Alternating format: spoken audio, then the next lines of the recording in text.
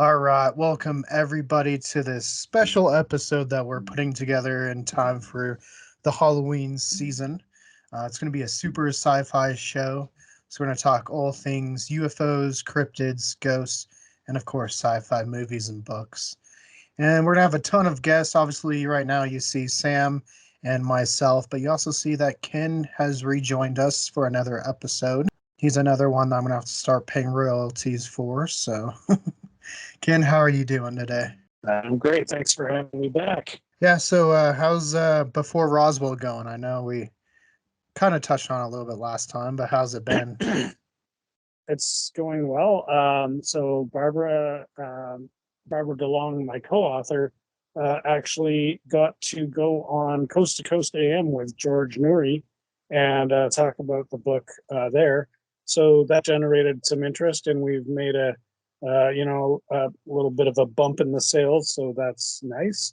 And We're continuing to plug away on more research. So this certainly will not be the last book you see from us. Well, actually, since that book came out, we've already published another book for Barbara. It's called The Cosmic Deck of Initiation, and it's a basically a tarot deck. It's not tarot per se, but it's similar to that type of an idea. And a huge, I think it's like 350 page, large format, full color book that goes along with that, that explains how to use the card deck and various spreads and interpretations of each card and stuff like that. So she's got that, and then she's also working on some other projects. And of course, I always have several projects on the go, so I'm keeping busy. Hey, you gotta stay busy, you know. I know Yeah. we I know we try to. We got quite a few projects upcoming, and so I understand. I like to stay busy, and right now probably good time for you guys because all the UFO stuff's kind of in the news. Yeah, definitely. So it's sort of funny because, well, it gave me the chance to show a few video clips to my wife, who has typically not really been interested in UFOs a lot. So that's kind of fun that she gets to see a little bit of a peek into all the stuff that I'm spending time doing. Yeah, no, it's definitely seen a lot of people that probably wouldn't normally pay attention to the UFO stuff. I know I've heard them Definitely. talking about it, so it's definitely getting into the forefront. And now, if me and Sam go around talking about our trip to Roswell, we seem a little less kooky, I guess. Well, yeah, for sure, and it's definitely a lot more acceptable. In fact, like, this was very surprising to me.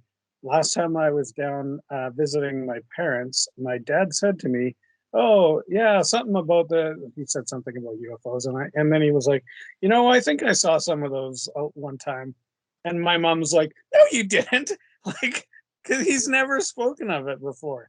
So that's interesting. That, like, you know, people who have maybe 50 years of being afraid to say anything because of ridicule, now it's becoming a lot more socially acceptable to say, "Hey, I saw something weird." And whether that's a UFO or a ghost or whatever it is, I think there's just a lot more kind of I guess, open-minded, or it's more acceptable to talk about weird stuff, and we don't necessarily have to have all the answers, and that's okay.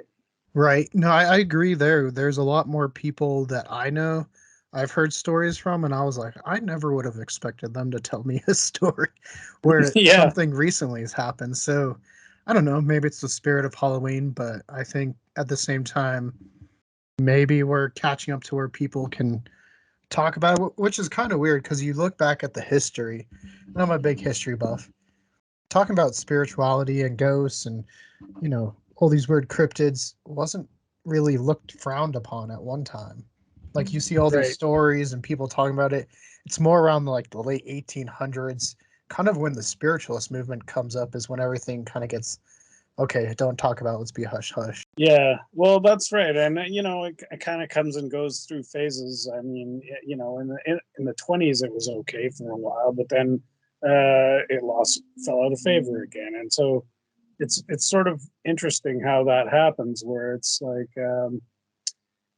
I don't know. I mean, look at even various other topics, like look at prohibition. Okay, Hmm. how can you imagine a world where it would be illegal to drink alcohol? Like it's so far removed from anything that we can see now. It's like it's hard to even comprehend how that could have happened. But it's just another example of how things are constantly shifting. Right. I mean, personally, for me, having been to some of the like Midwest states, I have been to places where you cannot buy or drink alcohol. They're called like dry counties, dry Mhm. states. Yeah, And yeah. it's funny because if you We go have around, villages up here too do you? that are like that. Yeah, just basically just a town. Like it's like the town council has decided, yeah, no, we're not going to allow it, and usually it's because there's been problems, and so they're trying to counteract an issue that they had, and I respect that. Well, you got Hmm. to do what you got to do. Yeah, it's funny because you go just across, the county line, and then you can go to the drive-through liquor stores, which always seems like it The maybe drive. not, it might not Well, be quite feeding the right message there. yeah, that's one I can't wrap my head around. We don't have drive-through liquor stores in Canada. I'm like, what? Why? That seems wrong somehow. Yeah, Yeah, it seems weird to have drive-through liquor stores. I don't think we have any here Yeah, in Colorado, but I know I have seen Yeah, them in the Midwest. yeah, I know they have them in exactly. Texas. A friend of mine just got back from there. How was your Yeah, I'm trip not to New surprised York? there.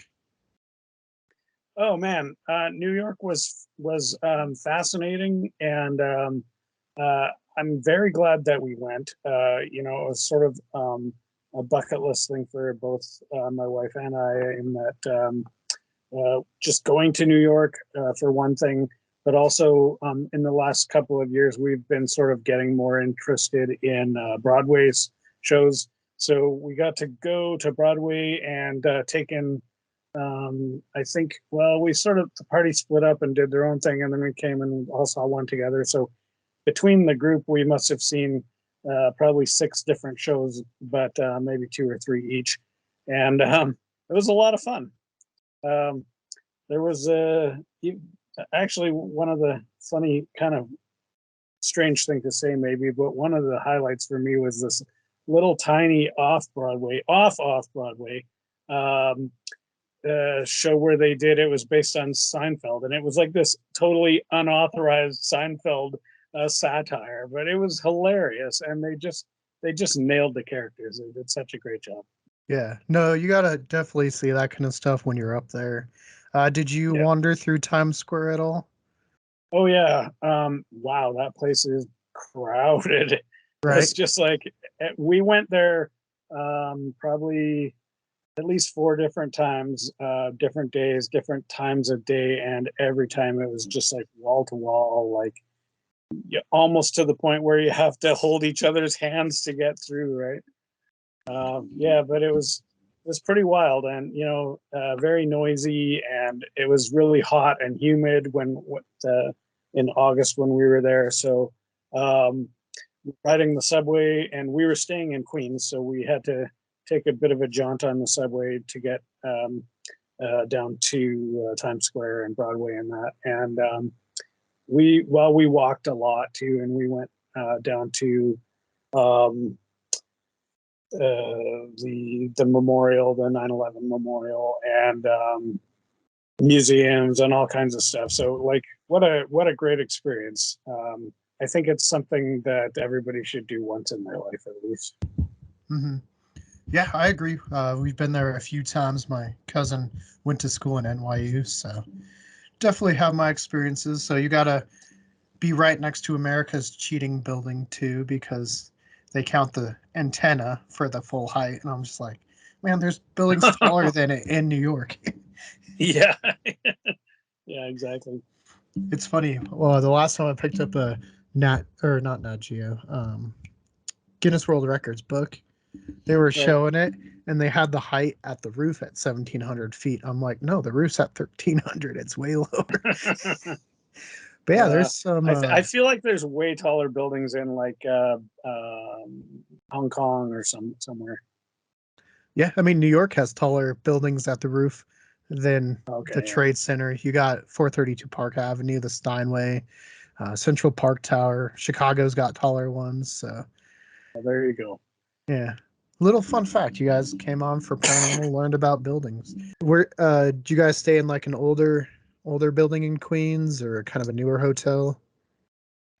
We're actually in a B&B or like an Okay. Airbnb, and it was sort of like I guess it was a townhouse or maybe just a house.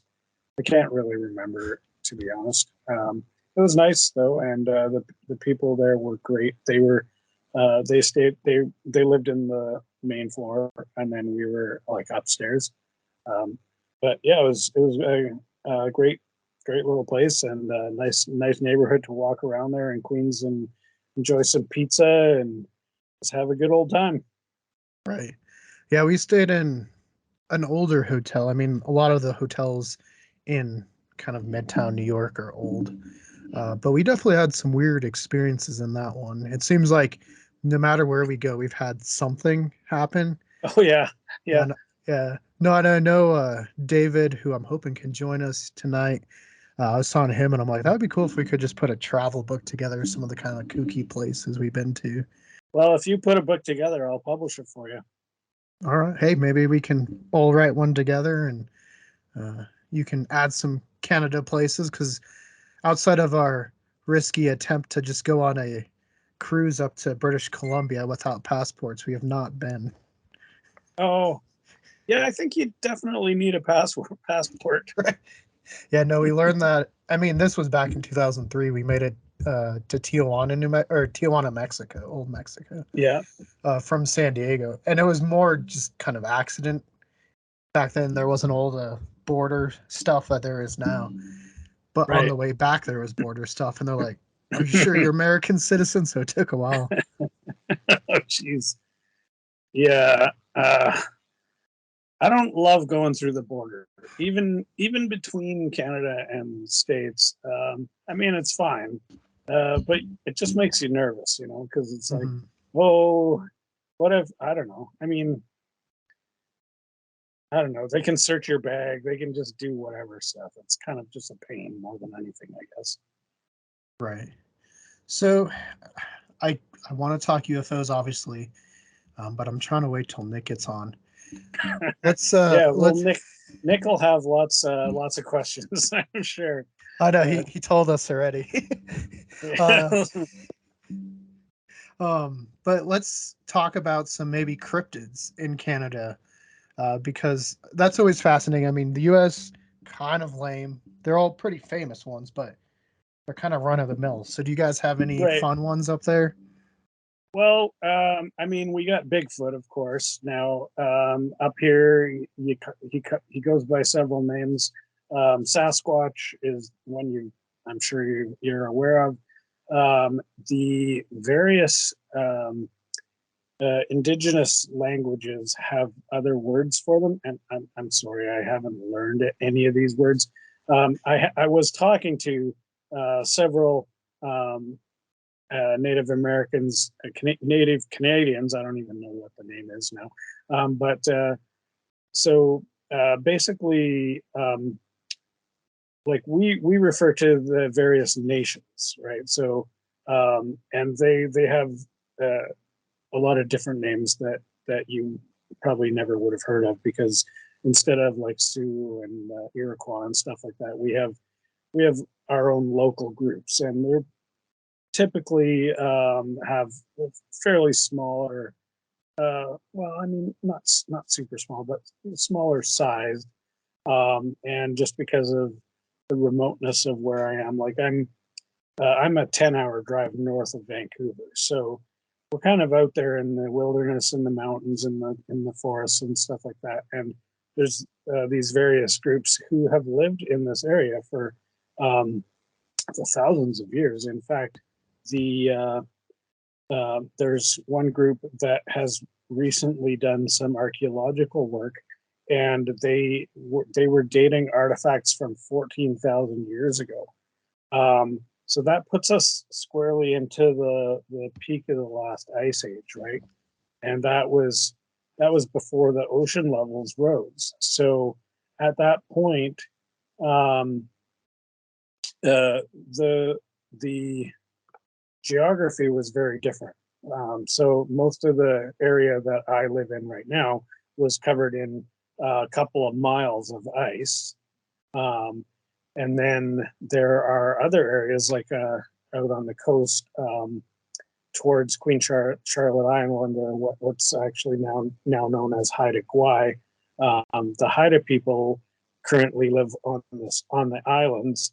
Um, but 14,000 years ago, they weren't islands because that inlet of the ocean that separates the island from the mainland, the water was 400 feet lower, and so of course you could probably walk across there. I would have to check the actual. Like, I haven't done any mapping surveys on the ocean floor in that part, but I'm pretty sure that most of the islands that are now islands were actually part of the mainland. Now they probably had other islands because smaller peaks of the underwater mountains earlier. But so what's interesting though is there's this huge, like just vast tract of what is currently ocean that runs all the way from Alaska all the way down the coast of the Pacific to Seattle. Right now, there's it's this, it's a basically an ocean passage, like very wide, like I don't know, I'm guessing maybe. Well, it can take you have to take a ferry, and it takes anywhere between 2 hours and 8 hours to get across on a ferry. So it's a not unsubstantial body of water, and none of that water was there, or at least it was 400 feet lower. So 14,000 years ago, there was this huge area of land that's now underwater, and I'm convinced that there are all kinds of artifacts under there that would be, we that would reveal a level of sophistication 14,000 years ago that we don't have evidence of. But we're starting to find this evidence, and some of that is on what's currently a small island, but back then would have been a mountaintop, and there are some archaeological sites there. But it's interesting because throughout history, human civilization tends to cluster on rivers, and specifically on the mouths of rivers. So if you look at all the great cities of the world, New York, New Orleans, Los Angeles, London, Vancouver, Seattle, like so many cities that are where the populations tend to cluster, and they're all at the mouth of a river where a river joins up with the ocean. So all of those spots, 10,000 years ago and previous, those same rivers would have been flowing through, but they would have continued on down into what is now the ocean, and the mouth of the river would have been miles away from where it is now. And those are the places where I think we need to be looking in terms of archaeology, and there's just going to be so much buried treasure, and I don't mean treasure like gold or coins or whatever, but treasure in terms of cultural artifacts in these locations. So some of those locations are like thousands of square miles. Like if you look at between England and the mainland in Europe, you have the North Sea, which is north of Germany and east of England. That whole area was once a broad, flat plain, and was probably was populated. We know it was populated I mean, at this point, we don't know how many people lived there because it's difficult to do this kind of underwater archaeology. But certainly there are the remains of ancient towns, villages, and possibly cities. We don't know what that stuff was. But there's a lot hiding under the ocean, and I hope that one day we will be able to explore that more. I had to get this because we're talking the changing of the world and how what was ocean is land now. This is a clam I found in New Mexico. Oh, cool. 69 New million years. Mexico in the desert. Yeah, 69 million years old in Raton, New Mexico. Yeah, so that's interesting. So because most of North America at one point was under another ocean. So it's like, again, it's the cycles of change. So I might as well plug my newest book, the Atrahasis Epic, which talks about some of that sea level change in what is currently the Persian Gulf, and ties the archaeological record of a flood that apparently happened 8,000 years ago. And the timing of that is a little strange because it implies that the Sumerian myth, when it talks about Enki building a dam, and it implies that that is a true story, and that the Enki and his pals, whatever, the guys who we like to call the Anunnaki, they were actually, according to the myth, which I read as a true story, but according to the texts, they worked on this dam for 3,500 years, so 3,600 years. They were building canals and building a dam. And so the interesting thing about that is that if you take the dates of the archaeological record, where there was a flood, or not a flood, but the Persian Gulf essentially became filled with water. And before that, it was just another river valley. The Tigris and the Euphrates rivers, both mighty rivers, but they flowed through this valley, and apparently were at some point affected by a dam built by the Anunnaki, which then eventually broke and allowed the ocean water from the Gulf of Oman to spill into what is now the Persian Gulf.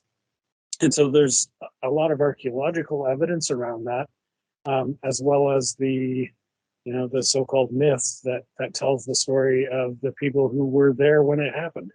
Yeah, no, it's always cool to go back to those old stories and be able to find evidence. I know there's a lot with Göbekli Tepe. I know we've talked about Bright Insight before and talking about like the Sahara Desert and stuff like that as well. Yeah, which is something. I mean, I have fossils from the Sahara too, like Spinosaurus. Big old fish-eating dinosaur. It ain't surviving today's lands. And well, if anybody watching this channel knows how to get a hold of Jimmy Corsetti from Bright Insight, please tell him that I want to help him write a book, because the stuff that he's got is just screaming to be there. I mean, he's put all this information on video, which is awesome. But I think it's got to be in book form too, man. We got to get this book done. Right. Yeah, you gotta hit all the media forms. That's how I look at it. Because some people, will read and not watch YouTube, and other people watch YouTube, not read. So it's best to try to put out as much as you can. So the book you were talking about, is that out now? So it actually came out in about a month ago. Okay. And I've been it's out on Amazon right now. I should hold up a copy of it, but for some reason I don't see it. I know I have it, but where I think I left it downstairs. But yeah, I'll send you an image to you can pop up here. And so you might remember that maybe 2 years ago, I wrote a book on the Sumerian story of the Enuma Elish. So this is kind of a sequel to that in a way, because the Enuma Elish tells the story of the Anunnaki, essentially how they where how they came to Earth. It doesn't really go into the hows and whys, but it sort of talks around that. And then after basically where that story stops, the Atrahasis epic picks up, and it's very interesting because even in the original language, it almost is like set up like, okay, this is book two, because it's like the first one's the Enuma Elish. The Atrahasis epic isn't actually called the Atrahasis epic. In the original language, it's actually called the Enuma Eliwillim, something, I can't pronounce it, but something like that. So they both start with Enuma, right? And now the typical, most scholars will tell you that Enuma Elish means the time of the gods, or the or no, sorry, what, when on high. They mostly translate it as when the gods on high. And you know, they're not like barking up the wrong tree entirely, but I think that it's important to realize that the word enum, so enuma, is a word that has migrated and translated, or like basically the word enum has found its way through Greek and Latin and into English, and we still use the word. So when we say we're enumerating something, we're talking about almost like it's sort of counting, or like numbering or listing.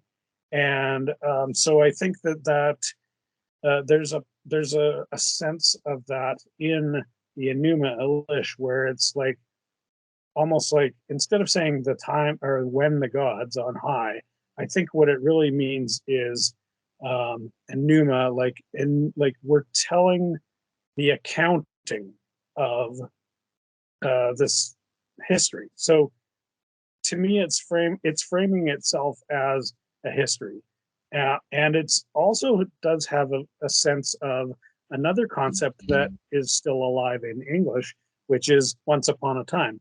I mean, that's how you tell a story. So that, I think both of these books are using the same tradition, or I guess we should say they started the tradition and we're still using it, where we still continue to tell a story once upon a time. But the difference is in our culture of very recently, we have begun to think that if we hear the phrase "once upon a time," that should make us think that this is made up. This is not real. But that is not the case. I mean, certainly in some of the folk stories and the nursery rhymes and fairy tales that we have become used to, yeah, a lot of those stories were made up. And a lot of those stories come from different traditions, mainly through the Germanic traditions, due to the brothers Grimm and Hans Christian Andersen, and those guys were very interested in these folk tales of the region that they lived in Northern Europe. But to those cultures, even then, to those cultures, those stories were not merely an entertainment story, because in all of those stories, there are, I think there are different categories of stories. There are stories that are meant to tell you what happened, and then there are stories that are meant to teach you a lesson through, maybe the events in the story are made up, but there's a truth being told. And that's still the case. and we see it in the. I was speaking earlier about the local indigenous cultures up around where I live, and it's still the case that there are these two different layers of. Now you can call it mythology, but they don't treat it as legends, or they some of the stories are designed to to to teach surface truths. So like, oh, you have to be a good boy and go to bed when we tell you to. Those kinds of truths, right? Mm-hmm. And they are true. And some of the stories are designed for those types of things, or like lessons that are critically important when you live in the bush. Hey, Mark.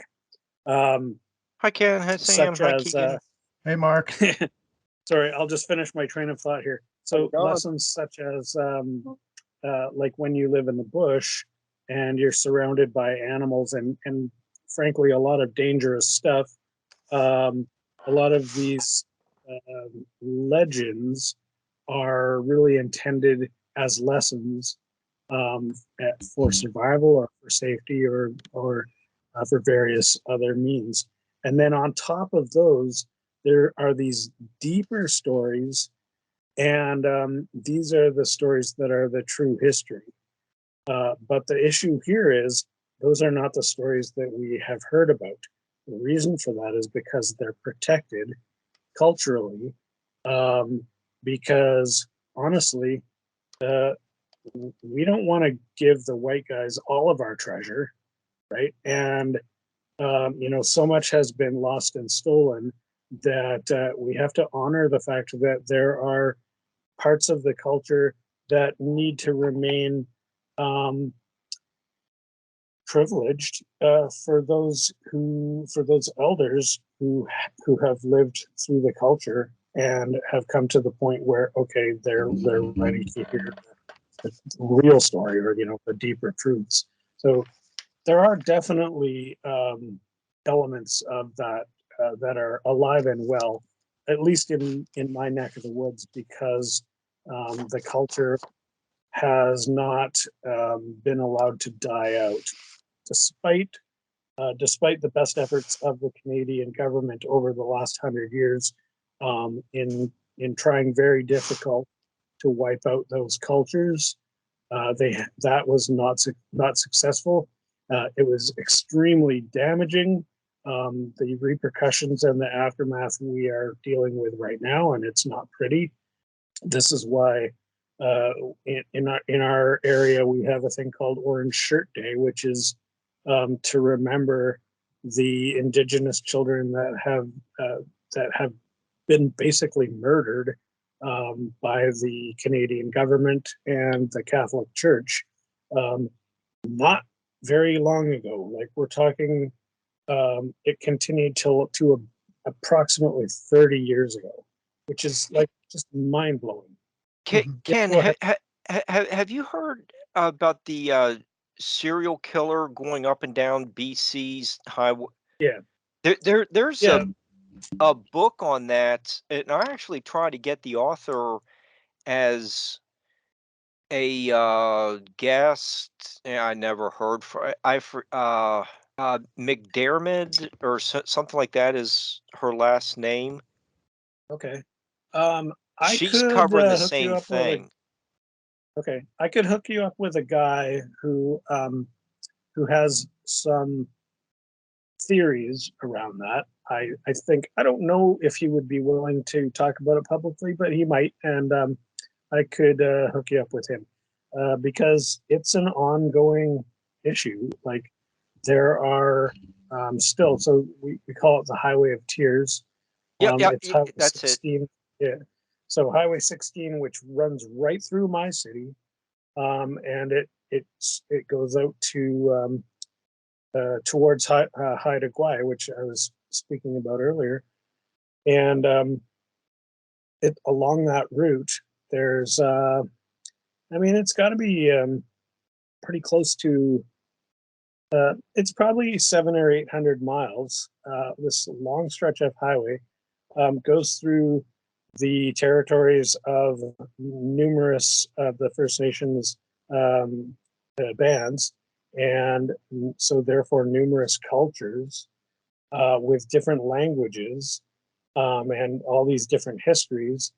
And it's a fascinating area to drive through. But for the people who live in this area, also a little frightening because the number of people who go missing is quite alarming, and it's actually, I was surprised because when I drove through there, I've driven through that area a couple of times, and a few years ago when I was driving through, I noticed something weird because you hear about the missing women and girls. A lot of the victims are women. A lot of the victims are Native women, especially young women.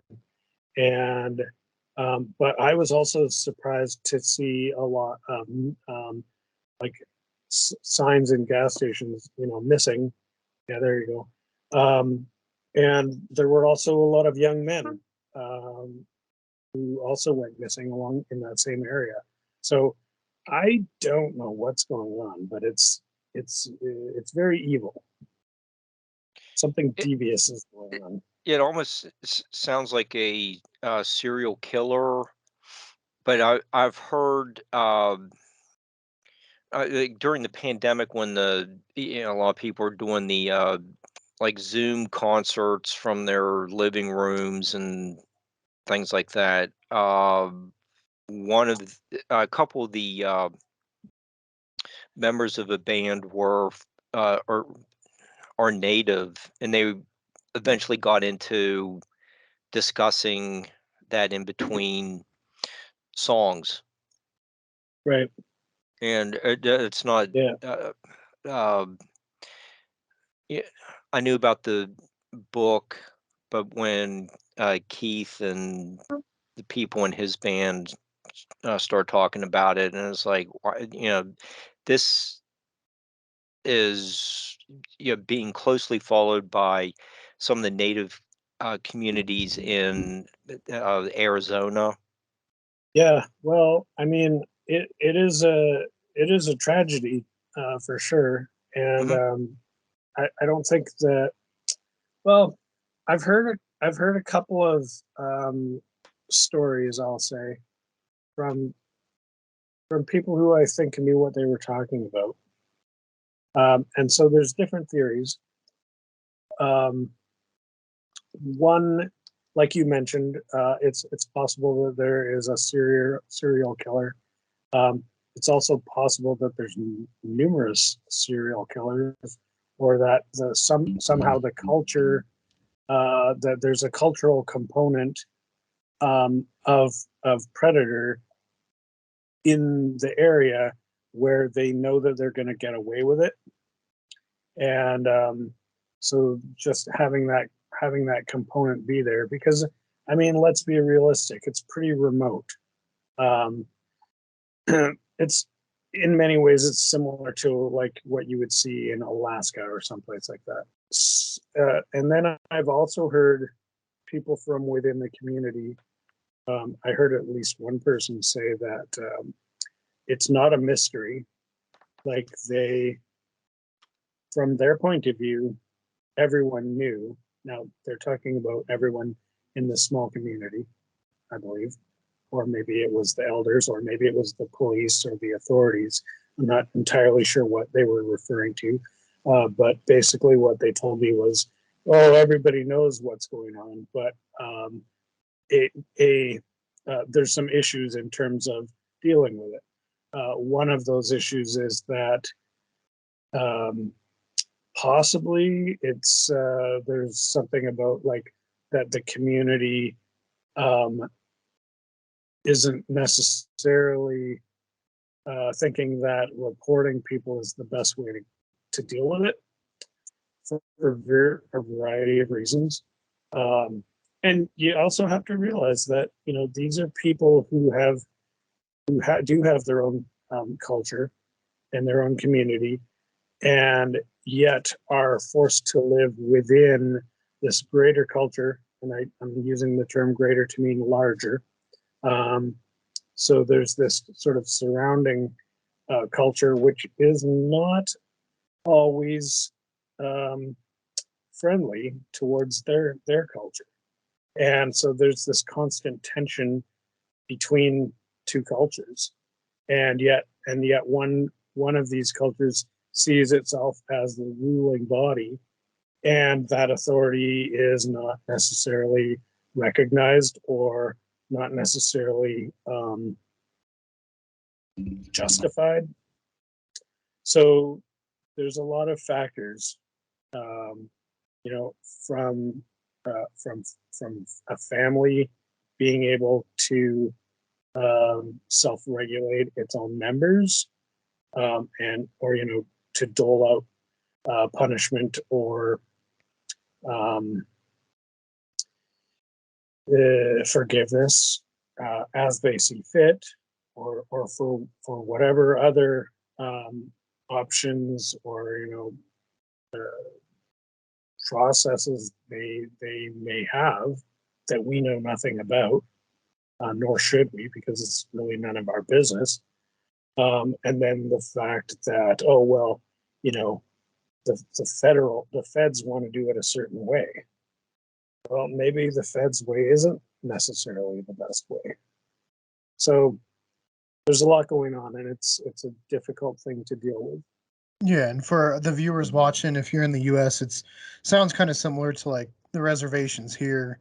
We are one of our group members, Alan, grew up on the Navajo reservation in Arizona, just outside Phoenix. So we've definitely heard stories. Not a lot because obviously his dad, who was higher up in the tribe and stuff, they keep to themselves as far as that kind of stuff. But yeah, we know. Yeah. I mean, it's the same kind of thing where it's complicated. You have people right now. Another thing that's going on, and I'm sure that is touching your guys' lives as well, is the opioid crisis. There's so much fentanyl getting mixed in with everything, and dosages are very problematic. So anybody who has become addicted, or even is just trying to have a good time one Friday night, is in a very, very risky position of accidental overdose. So then, people step in and go, oh, well, let's just solve the problem by doing X, Y, or Z. And no, it doesn't work that way. Same with homelessness, right? It's like, there's a lot of people who, honestly, I don't know how anybody can afford to live anymore. Almost, I can pay my rent, but I happen to have a really good job. So, like, it's getting harder and harder for anybody to be able to pay the bills, and so I don't think that really any of us are that far away from the possibility of becoming homeless, and yet the homeless are this whole other group, right? So it's like, we treat them like a different type of person. Well, and sometimes that is related to other issues, other social issues, whether it's addiction or whatever else. But what about a veteran with PTSD, and he keeps getting fired? Oh well, so what? He's just useless trash? Like, obviously not. But there's all these other issues like that where it's like there's a lot going on and it's complicated. And then people come by and they're just like, oh, well, we got to clean up these streets. Well, yeah, it's not just like that. You can't just legislate that they're not allowed to camp here. And our city's been struggling with that. So it's back and forth, and There are a there's lot no more end. there are a lot more deeper issues than people just living in tents Yeah, downtowns. exactly. And no, Exactly. and doctors don't want to admit that they were lied to about, oh, all these pills aren't going to have any addictive effects, and then now you have a bunch of addicted patients, and then you just cut them off suddenly, and Yeah. you don't want to admit that you created a bunch of addicts, and you fell for the lie, and now they can't get the prescriptions, and they turn to heroin, and they live under the bridge. It's a lot more complicated. And in terms of whose fault is it? Well, that's not really a valid question, but I guess one thing we can say is it's not just that person's fault. But there's a lot more going on. Well, then you get the uh, clean needle programs to make sure that they aren't spreading Hep C or AIDS, Yeah. but that just keeps them addicted. It Yeah. over I time, don't the know. more, it's like the more you keep using, the chances of something going, bad happening, go up, and it's not really addressing the person's addiction. It just keeps them addicted. Well, or the like health clinics that are giving out the needles, they how does that funding work? So let's. I want to take this into a weird direction because I think that I'll give you a what if scenario here. So we're looking at these complicated social issues um, that are keeping people in a kind of a not great place. Um, what if the UFO phenomenon is a part of a similar type of thing that's happening? What if there are people who are living outside of Earth in a greater culture and who are looking at us going, those poor Earthlings. Oh, and then somebody comes along and, well, can't we just whatever? And they're like, no, it's complicated. Well, yeah, well, I'm going to jump the fence and drive my spaceship down there because, screw you with your fences. And so, like, because if you look at the number of crashes of UFOs, it makes you really wonder how an intelligent being could make it all the way to Earth only to drive into the side of a mountain. It was a very Are good point they that the Congress actually said, right? right? The one thing they didn't repeat a billion times. Well, I mean, you gotta wonder: are the aliens that are coming to Earth doing so because they're breaking the law somehow? Um, are they the drunk rednecks in their in their 4x4s? Like, then that's the only guys who get here, right? Like, I don't know, but I like to think about Tatooine. Okay. um so Luke Skywalker is a kid and he lives with his uncle and aunt. How easy would it have been for Uncle Owen to just say to Luke, well, I don't know how he would have said it, but basically to shelter him, right? I mean, I know people nowadays even who are quite successful for a time in sheltering their children until a certain age where it becomes untenable. But we're all very familiar with the fact that usually if there's a little kid around, you watch your mouth. You don't want to swear, or there's certain things you act a little bit differently. Is it possible that Uncle Owen could have done that with Luke, and Luke would never have known that there was a spaceport in Mos Eisley because he had to stay on the farm all the time?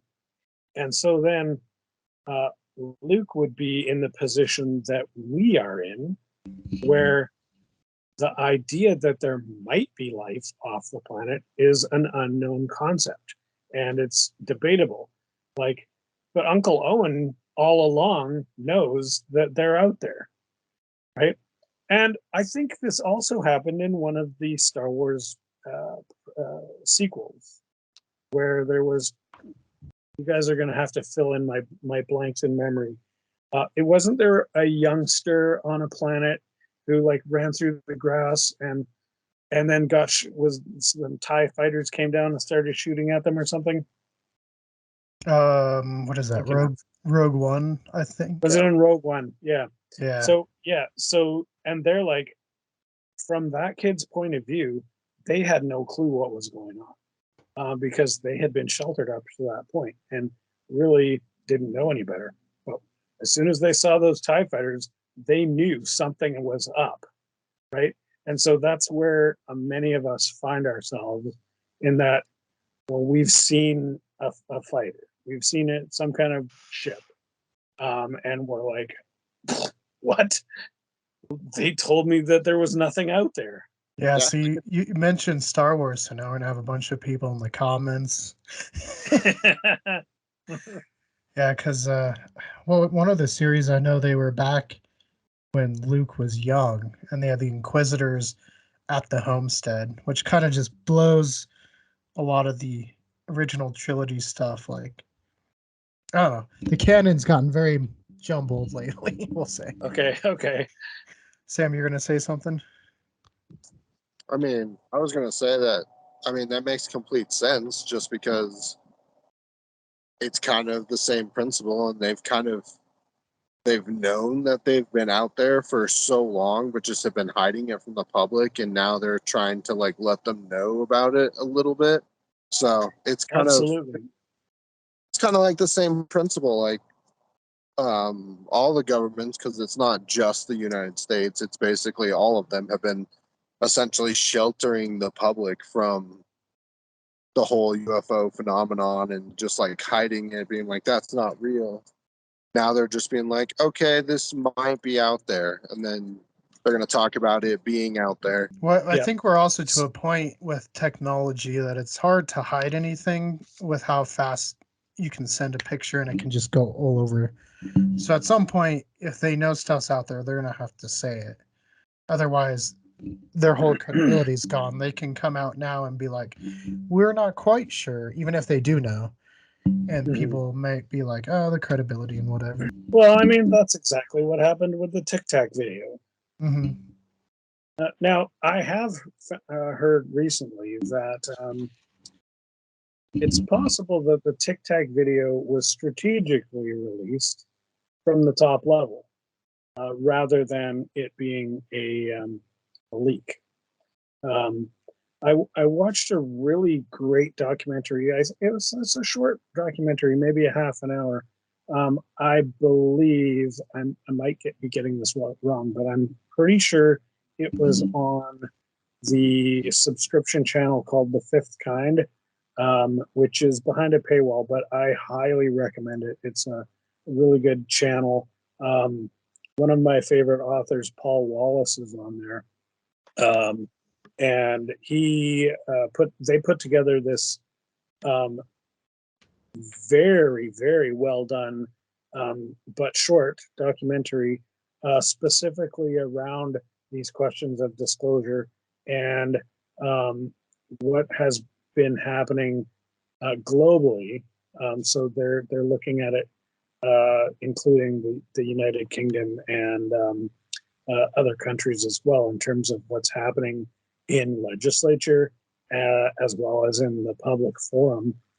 And it was a very well put together piece that I strongly recommend.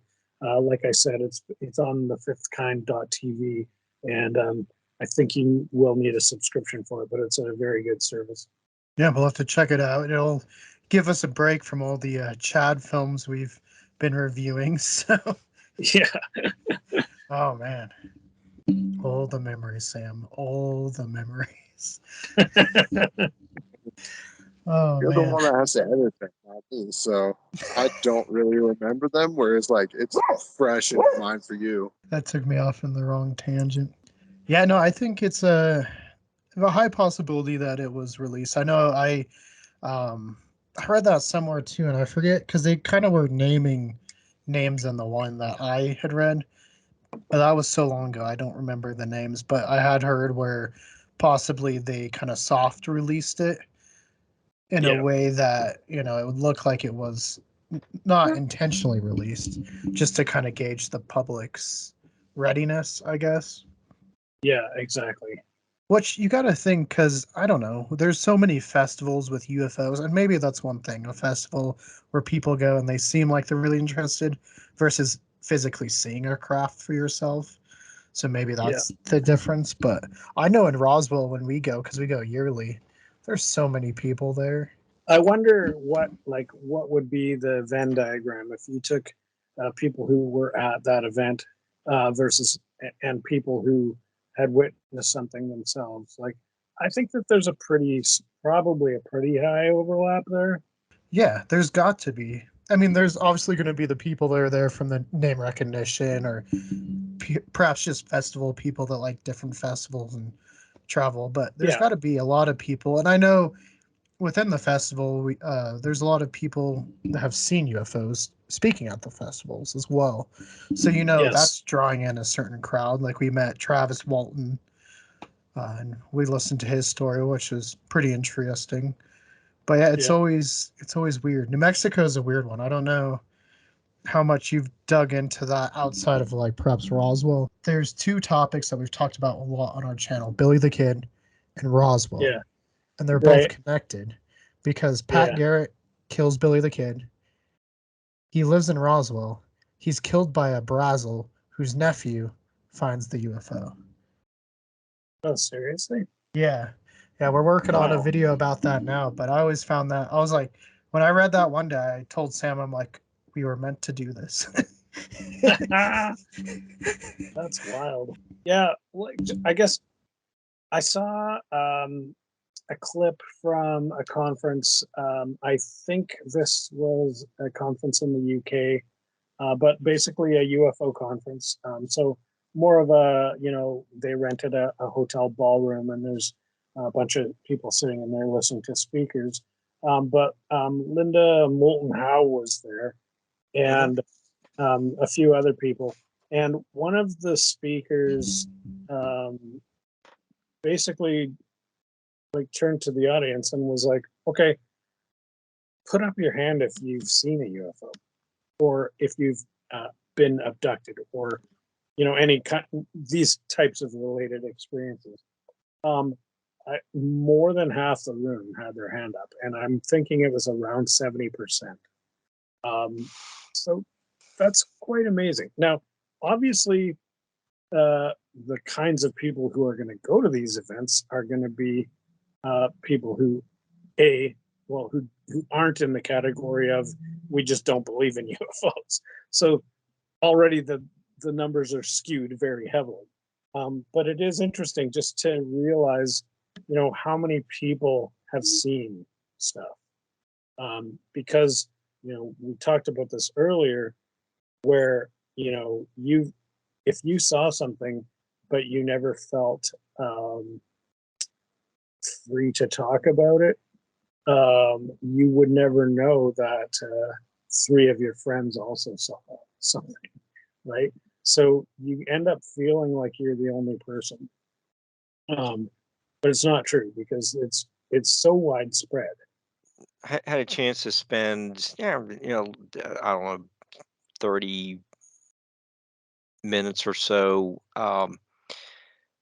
after Linda did a presentation at a MUFON meeting, and she's a very captivating speaker. Yeah, you just kind of, a crowd will gather around her.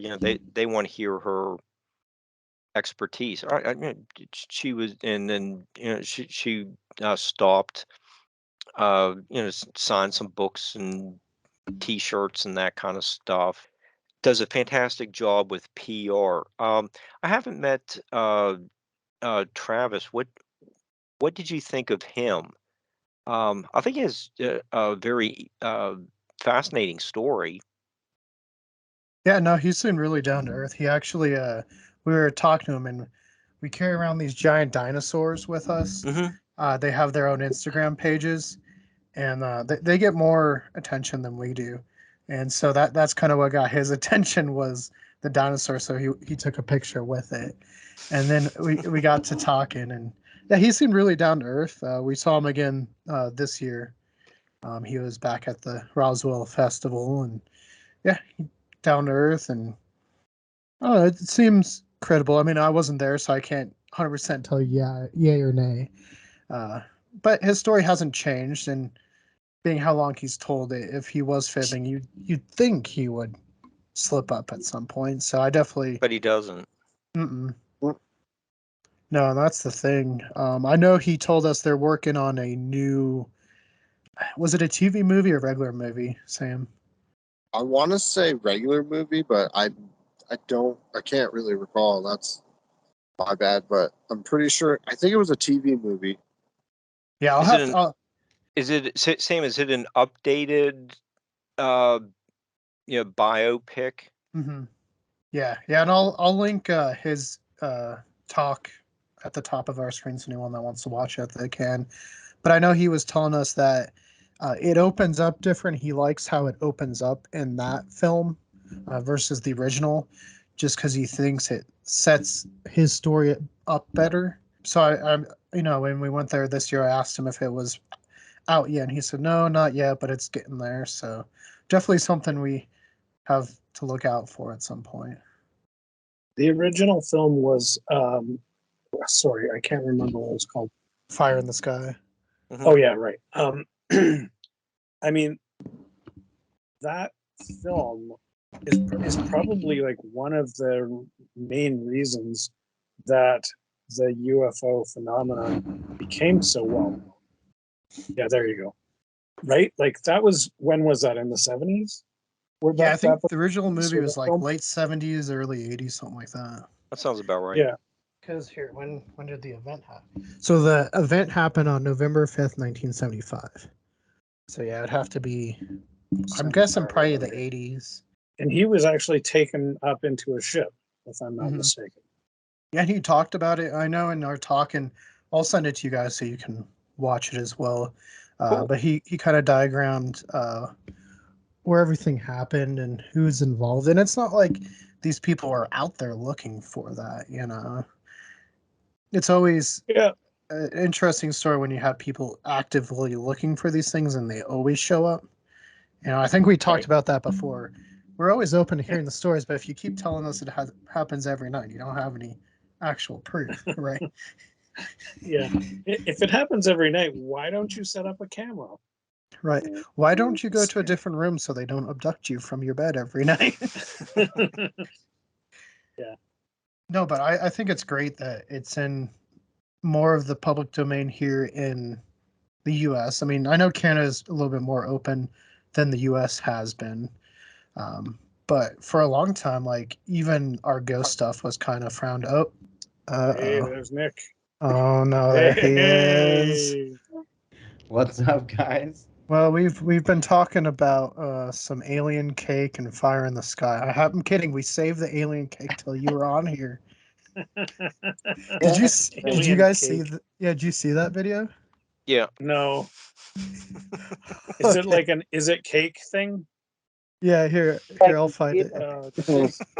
They made like a perfect, almost perfect looking replica of the Mexican alien mummy, but Yeah, it's cake.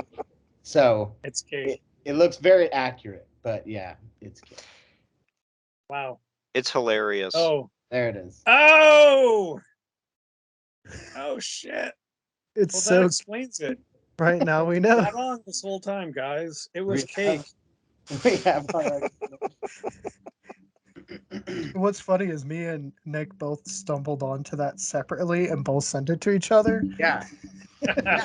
I mean, that probably explains Roswell too, right? Roswell I mean, was just cake. yeah, it was probably just a giant pumpkin pie. Yes. Yeah. In a big silver tin. Just Right. in the sky. The tin Yeah. was also made of cake. Yeah. Right. Yeah, exactly.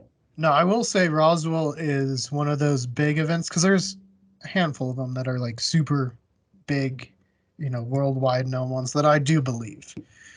Yeah. It seems pretty odd everything that happened, especially they fly in that day and just fly it out, Mhm. quite instantly to Fort Worth, which we always said is also kind of weird because that was where JFK landed his last time. So who knows? Conspiracies. Yeah. But Yeah. Nick is here, so we've been saving this topic till he got on. There was the Mexican alien mummies recently, kind of came out halfway between our last episode and this one. At first, there was a lot of people pro and against, and then it kind of was like super pro, but now it's come out. I think it's like flipped again. I was always kind of on the page where I wanted it to be true, but knowing that this guy's done it 2 other times, I had my doubts. Um, Ken, you did kind of look at it right away. What did you think of it? Well, okay, so I think it's important to note a couple of things in terms of even the politics around it, first of all. So when you have um, the US Congress um, publicly airing an open session where they're openly speaking about the UFO phenomenon in general, and then a couple of specific cases with David Grush and Commander Fravor and the Tic Tac and those events. And then it was sort of interesting the questions that they asked David Grush particularly, and the answers that he gave many times were, if you read between the lines, like he's saying, "Oh, I'm not allowed to talk about that," but if you read between the lines, that means yes, and I'll Right. give you more details later, right? Because if it was no, he would be allowed to say no. Right. Um, Yeah, where they so- were like, has people died? And he's like, I can't talk about that. And everyone's just like, right. all right, so that's a yes. Oh, that's a yes. Yeah. So, so with all that going on, um, and then it's interesting that just the timing of it, where like just over a month later, Mexico is like, oh well, we can do that too, right? Um, so that's interesting, and I think that's positive. Uh, but then um, now, there's a few details that I didn't get a chance to follow up on entirely. One of which is this: I believe that in the Mexican in the room in at the Mexican Congress, I'm just using the term Congress loosely. Um, there was another high-profile American whistleblower, and I'm trying to think of his name right now. I think it was Uh, one from the actual U.S. Congress one, if I'm not yeah, I not think it forgetting. was, but I can't remember who it was. Um, but anyway, so somebody who was already involved at a high level in the states uh, took took it upon themselves to take time and spend money to go travel to Mexico to attend this event, and basically to give their 2 cents worth. However, um, now this is the part that I have I didn't get a chance to corroborate, but what I've heard is that the day after the hearing, this American fellow went to the press and said, "I just want to go on the record to say that I did not know that they were going to do that stunt." So he called it a stunt, and he essentially distanced himself from it and said, even though he had gone there to support the conversation, he thought that the conversation really kind of blew up, and he was not terribly pleased about how things went down there. So basically, the stance that I read out of that is that all the stuff that we talked about in Congress was legit. This one particular story I know is fake, or at least that's his opinion.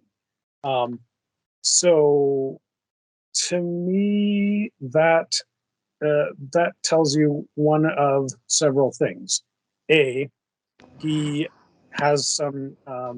It's possible that he has insider information about those artifacts and the people involved and the processes involved, and he knows them to be spurious. Or another possibility is that he supports the concept of the flying objects, and now he's one of the guys that sees them as a threat, right? So I think this was the guy who was the ATIP director. I can't think of his name. Elizondo? No, not Elizondo. Okay, anyway, so I'm just gonna stop trying to think of his name and tell the story. So the other option is that he sees the UFO phenomenon, but is not necessarily a fan of the part of the theory, which is that there's various parts of the theory that all have to fit together for the ancient mummy thing to hold water, one of which is the timelines. Maybe he has a problem with the timelines. Maybe he thinks that the UFO phenomenon is more of a recent thing. Maybe he doesn't believe in the ancient alien part of it, right? So just the fact that he's distancing himself from that is not necessarily an ironclad evidence to say, oh yeah, see, these guys were wrong, or this was a hoax. But it certainly is one of the possibilities that explain. Yeah, Wallace just jumped on. So, Hey, Wally. how's it going? I'm good. How are you guys? Doing Doing good. fine. How's it going? Glad to be on. Thanks. Yeah. Yeah, no, we're glad you were able to join us. We're on the topic of the kind of recent now at this point, Mexican mummies, which I know controversial, to say the least. And that's kind of what we're going about. And I'll just put in right off the bat, like I said, I told Nick too, I was like, I really want to believe it, but this guy has done it 2 other times. And then there was a scientist that I was reading, and I trust them, and they said these were some of the best put together skeletons. And to the untrained eye, you wouldn't have noticed that the finger bone was upside down. Yeah, the misplaced phalange was Mhm. really interesting to me because there's like it's very hard to verify, any of this really. So it's one of those things where like you're resorting to professionals from other countries, specifically like here in America, people that specialize in anatomy that are basically like the only people that just right off the bat could notice something like that. Mhm. And I think that's a super valuable, um, I think it's a valuable take to put into consideration for sure. But I was going to say, it is also interesting kind of the polarizing effect that Jamie Musan, if that is how you pronounce his name, how he kind of has this polarizing effect on people where a lot of people, want to give him credit and think he's like very valuable in the UFO research community. I mean, he's been around for a long time. He's been around decades. He has that daily show in Mexico, I believe, continuous, uh, basically UFO report show. And it's just interesting to me. It's like he's had previous instances, like specifically the previous skeleton that he provided ended up being tested ultimately as damaged mummies um, Mhm. that were not of an extraterrestrial descent. But so yeah, he's made tons of claims that have been widely criticized.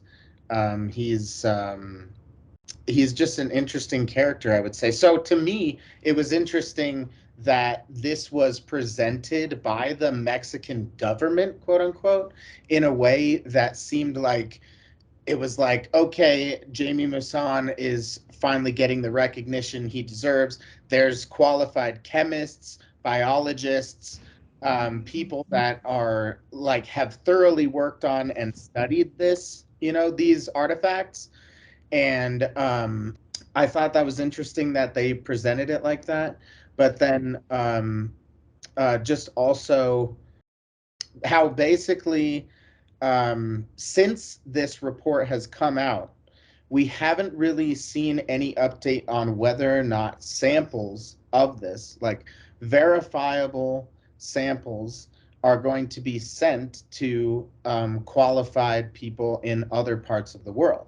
So, therefore, if those are never sent out to the world, then we're never going to be able to verify whether these are actually real or not. However, there was a video that I had sent about a gentleman on a news show, basically, who is a UFO researcher, and was stating that he personally has seen this evidence himself and that he was able to verify it himself. He also said that he's seen other bodies that have not been released yet to the public.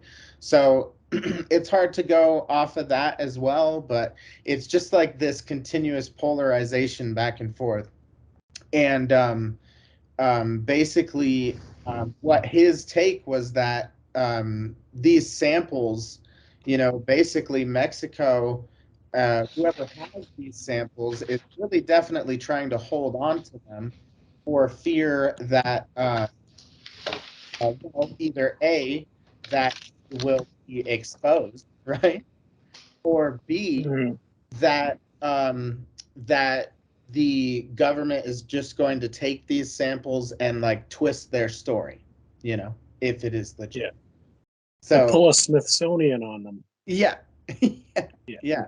But I just find the whole thing super fascinating. How it's such a dichotomy between like what is believable and what is not, because it was presented by the government, and then there's such a backlash, but then yet also such like a strong, almost cult following at this point of the Yeah, Mexican could alien.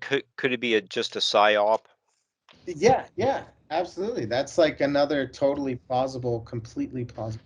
You mentioned cult followings. I just want to know why certain people in the UFO community do have this like cult magnet, like where they can like draw in, like, and if you even say anything questioning them, you're just like attacked.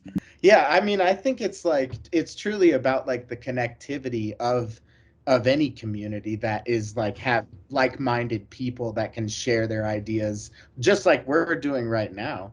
And I think that just having a avenue or a channel to be able to express like what you're interested in a group setting is like what attracts that whole thing. But like, I mean, I've always just been super deeply interested in the UFO phenomenon and the extraterrestrial subject in general. So I'm in that camp. No, I don't think Yeah. you're. I think you're in like the interested. Well, I again, This is back to the thing we were talking about earlier, where it's complicated. So, like, if Nick comes on here and people are like, oh, Nick said this, that could happen. Now imagine 5 years down the road, Nick has sold 1 billion records, so he has the street cred and he has all these followers. Now the reaction to Nick's story is going to be different because Nick is famous, and we all want to agree with that guy because he's famous, because maybe he'll be our friend. Or and I'm oversimplifying it, but it's these layers of complexity that there is no simple answer. Yeah. Yeah, and real quick, I do see we have another guest joined us. So, Bill, how's it going? Good, Keegan. How are you? Hi, everybody. Doing Sorry good. about Hi, Hey, that. Bill. I'm going to take the opportunity to take a quick 1-minute break. I'll be right back. All right. Bill, I know you guys just went down to West Point Virginia. Pleasant. Yeah, Point Pleasant. How was the festival? Because we were talking about festivals earlier in the show, so I wanted to get your take. Yeah, we had a great time. Thanks, Keegan. In fact, we went to Point Pleasant a couple times in about a 6-week period of time. And the second time was for the festival. We brought our audiobook narrator, Michael Hacker, with us. We'd never met him live and in person, but we've been friends online for about 10 years. So he drove to our house, which is in the Chicago area, from Rochester, Minnesota, spent the night here, and then we drove out to Point Pleasant the next day. We stayed in Columbus, Ohio, had dinner with Andy Colvin, who's done a number of the compilation books of John Keel's magazine articles, hung out with them, Andy and his wife, Lisa, and then we went to the festival. We had a great time. We had a table. Mike and I gave a talk. Jackie stayed at our table and was manning the booth there, so to speak. But there were a lot of people there again this year. There may have been 20, 25,000 people again. Last year, the crowd was a little bit bigger, but it was really a lot of fun. We had a great time. We met some really cool people. Got to talk to Kevin Nelson and Chad Lewis quite a bit. They were right across from us and really cool guys. So yeah, we had a good time. We had a lot of fun. Got to meet Mark Eddy in person too. Hi, Mark. Thanks again for the delicious dinner. And yeah, we got to be seen with Steve Ward as well. Once again, yeah. Yep, we did. Oh, that's good. I did see some pictures, and I was very happy to see the amount of people in the Oh. pictures. It just seemed like it was such a good turnout. Oh, It was. I'm not undressing on the show, but see, look, can you see? There's the Point Pleasant. River Museum No, logo and T-shirt thing that they have on sale at the River Museum. So I got that while talking with Bill and Jackie. No, very cool. Yeah, we'll get to Mothman here because I do want to talk about Mothman. We'll finish up because right now, Bill, we've been talking about the Mexican mummies that were recently alien mummies, I should say. So I didn't know what if you had any input, and then we'll get to Wally as well. I saw that you guys were sharing comments about that, but I don't really know a whole lot about it. I Okay. didn't get a chance to research it, so it's just not something that I'm really aware of, except for what you guys were talking about. Okay. Wally, what about you? Well, I'm not a fan of that Jamie Musan. So coming out of Mexico, I question it.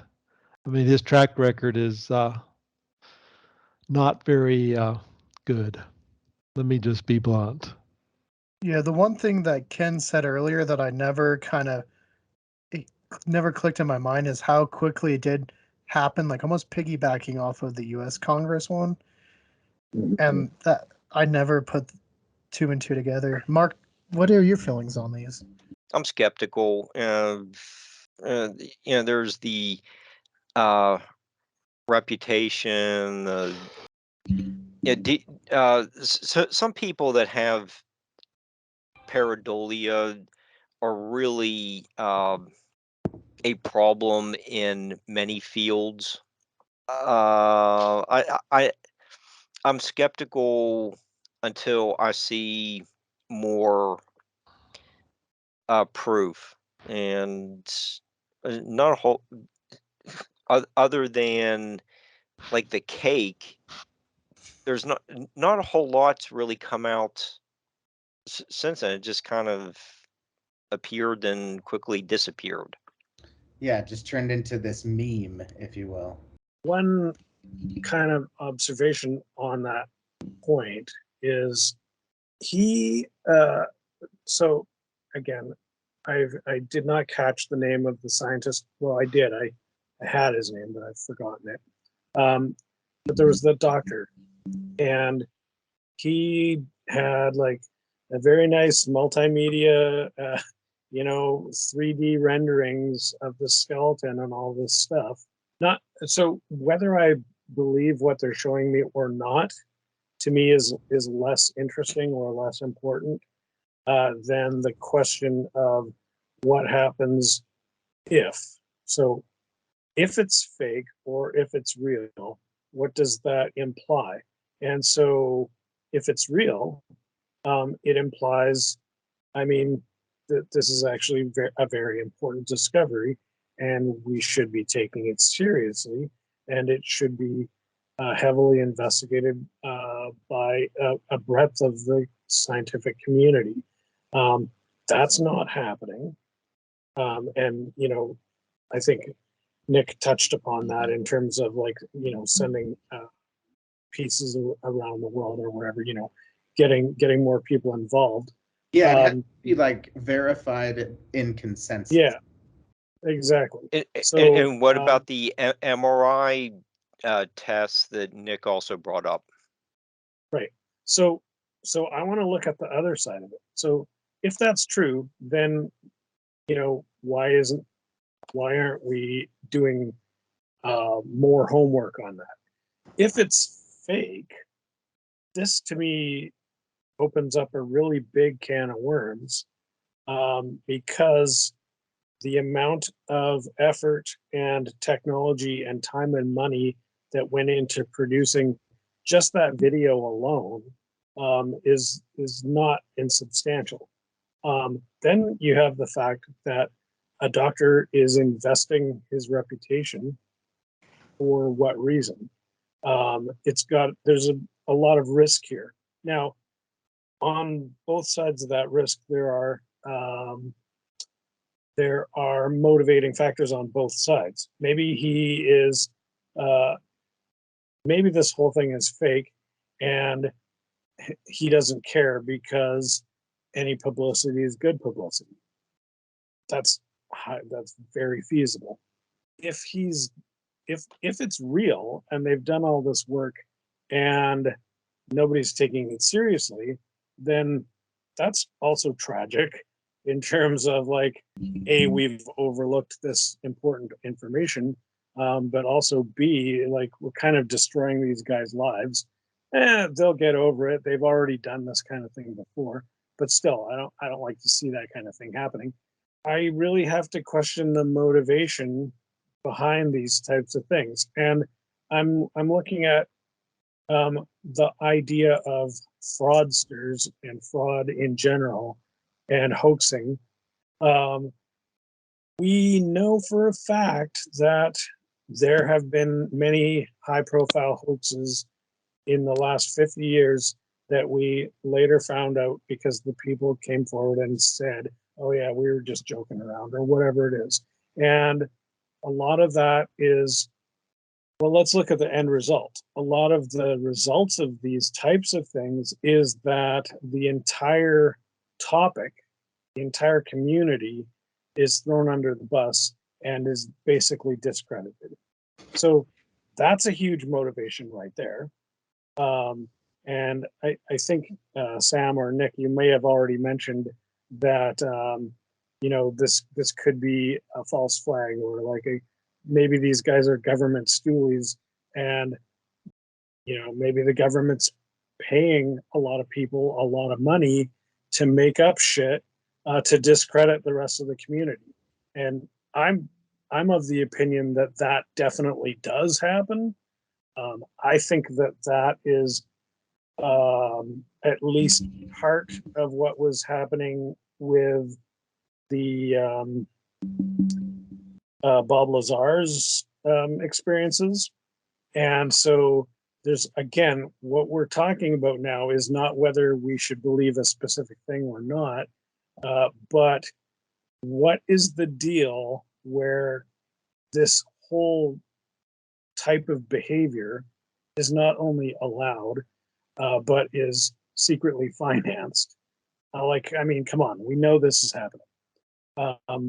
And so why continue to do that when, on the other hand, we're starting to have disclosure along the lines of the Tic Tac video and these kinds of things? So what we're starting to see here is that there are these two opposing forces within government who have yet to reconcile their strategies, and so they're really clashing against one another now, and that is probably going to be where we're going to see the next big change, as in terms of the not so much the way that disclosure is working, but the way that disclosure is coming up against this other black ops kind of factor, because those two things cannot coexist. In response to what Ken just said, is it possible that there's some dissension within Magic 12? I mean, I'm just throwing that out. And is that what we're seeing? Sure. Or Majestic 12 isn't in charge of everything. They have their domain, and then there are other groups, probably some other groups that we do know about, and probably some other groups that we still don't even know about. They all have different agendas. Yeah. Just to piggyback on what you were saying, Ken, is like when it gets down to the facts that we know, when Jamie Moussan was questioned about the bodies, who he claimed were called Clara Mauricio, I believe. He just said that he could only reveal that, quote unquote, at the appropriate time. And there was also some other claims that he made, which were saying that based on DNA tests, they are not related to what is known or described up to this moment by science or human knowledge. He also said that he's done nothing illegal. One of the really interesting things about this story that I don't think has really been exposed very much is that apparently the Peruvian cultural minister has questioned how the specimens, which he said which were pre-Hispanic objects, left Peru, and says that a criminal complaint has been filed on Musan. And he just said, "I'm not worried. I have done nothing illegal." I thought that was a really interesting. And I see we have another guest joining us. Michael, how's it going? Hello, gentlemen. How are you? Doing Hey, good. Michael. Good. Hey, Hi, Michael. how are you, everybody? Hey. So, Michael, have you looked into the alien mummies from Mexico recently? No, what's the brother's name? Jaime. He needs to stop, because he's done this before, where he's pulled these things out and said they were real, and then, I mean, I don't think it's real, but I don't know. So I just kind of moved on from it. I mean, does it look real to you? I mean, the cake replica looked really real. No, not did it look delicious. Did it look real?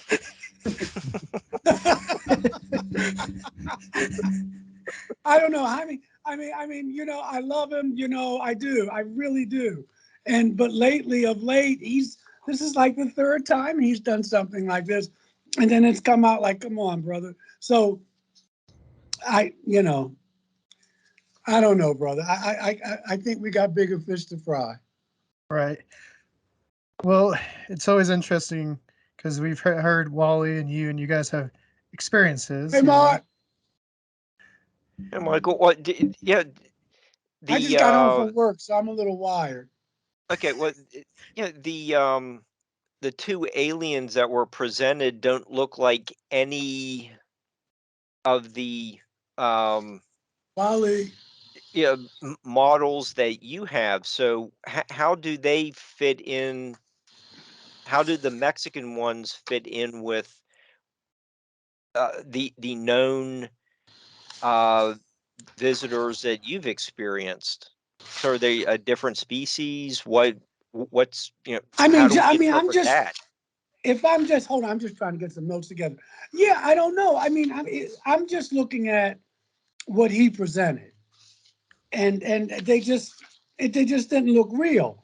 I mean, I've seen one, two, three, four species that didn't resemble, but it's so many out there.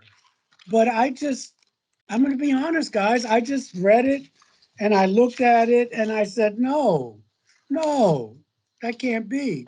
So I'm biased on it. It just didn't look authentic to me. I feel like it was almost a ploy of design just to create such a polarizing headline, because like this has interested so many people, and Mausan, he's basically made so many claims that have just been widely criticized. And but then you have the other side of the coin of people who have never heard of him, who want to give him, the benefit of the doubt, who want to see, if this is real or not.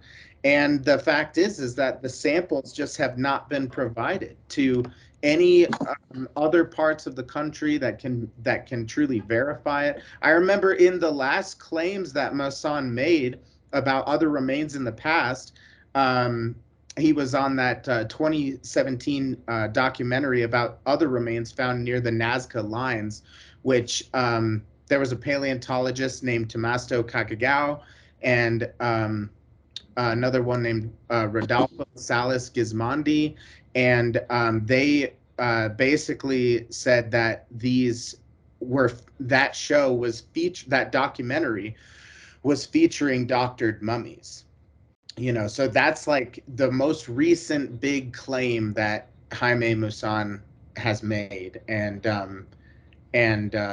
and then now this one has angered the Peruvian officials who are saying that he took these mummies from Peru, or that he took these artifacts from Peru, and they're like pre-Hispanic artifacts or something like that.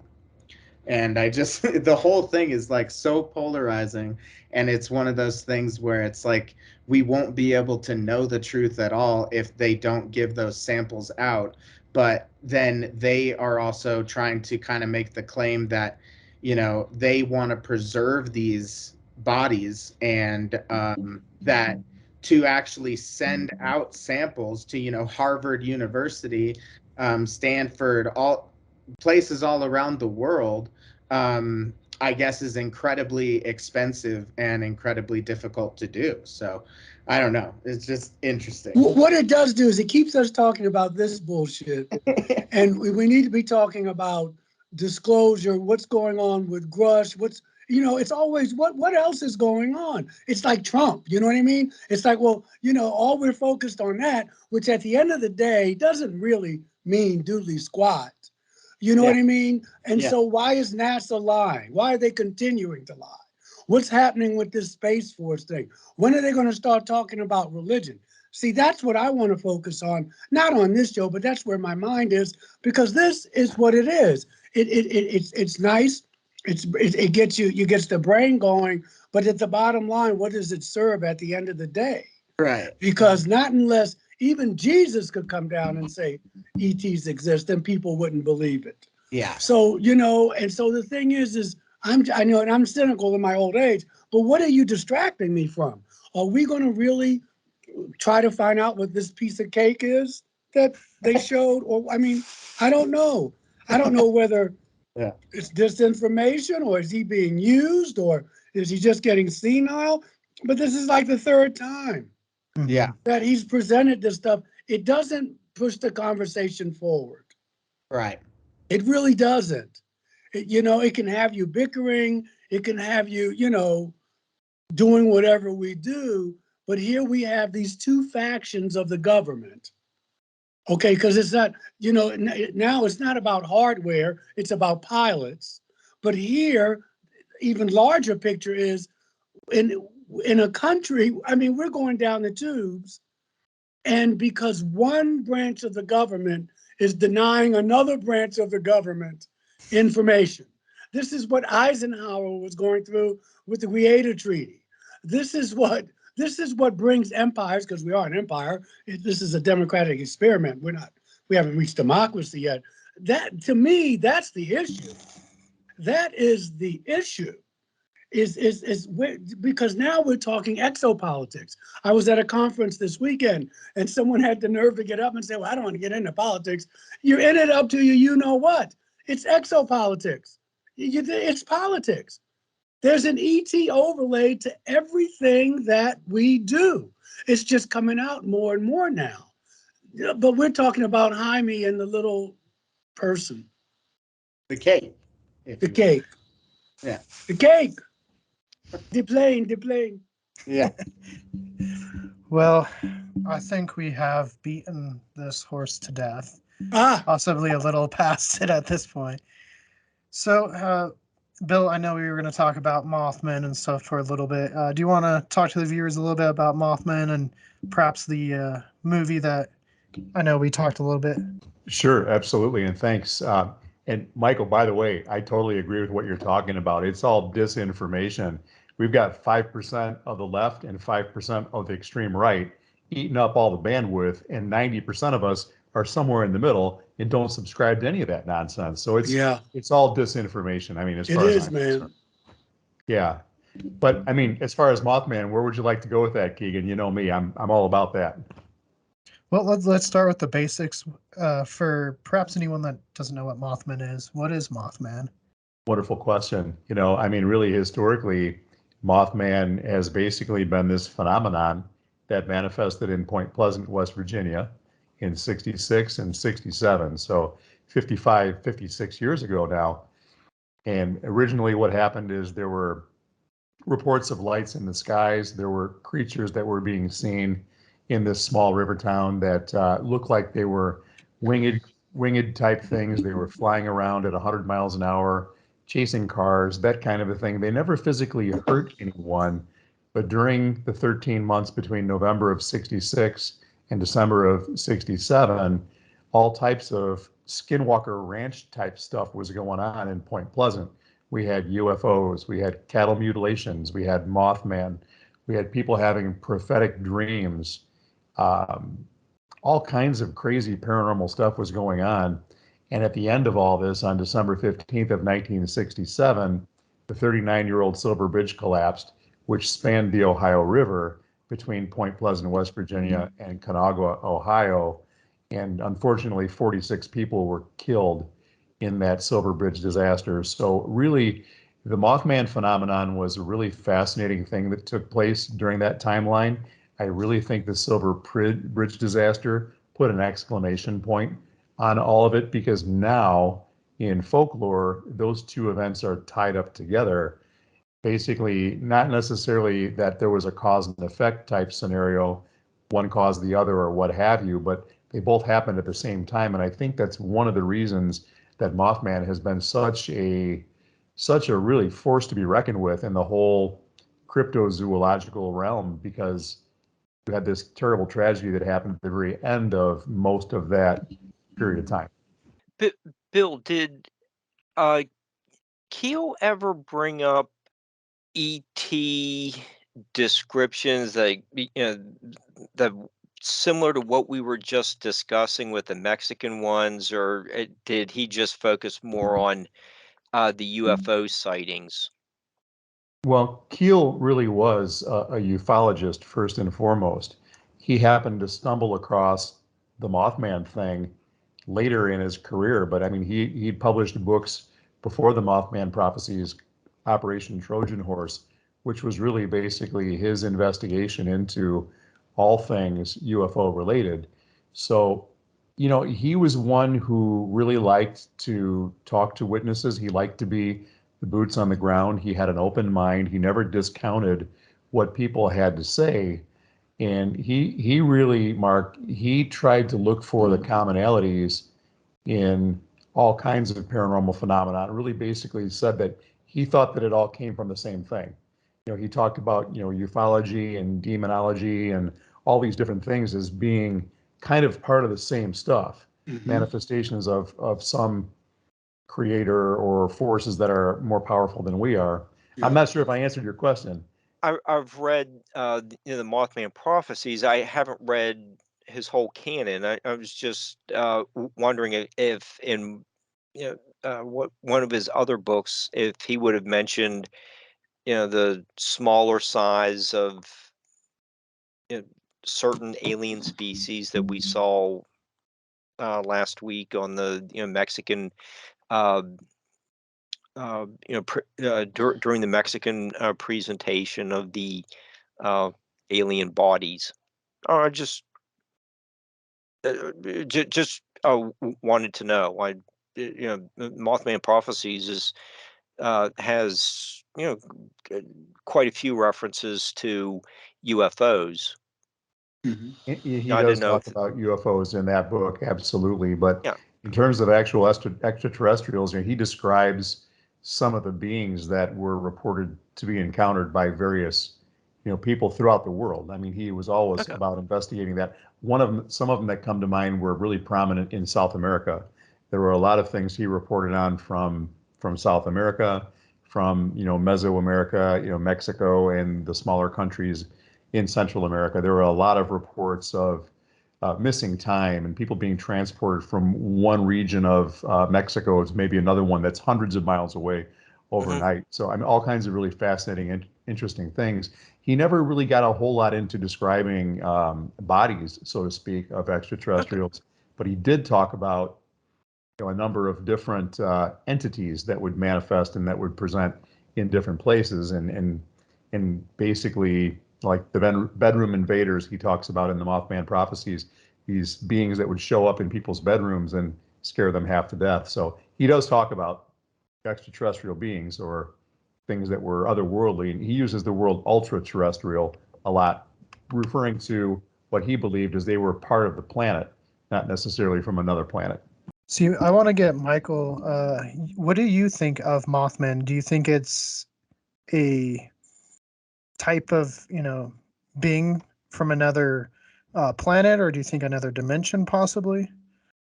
Yeah, Keegan, I don't know enough about it.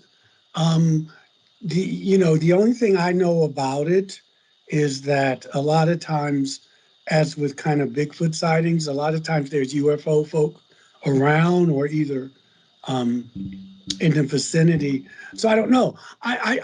What I feel is that because of all this, the paranormal and UFOs, it's all under the same rubric to me. So the other thing is that anything is possible.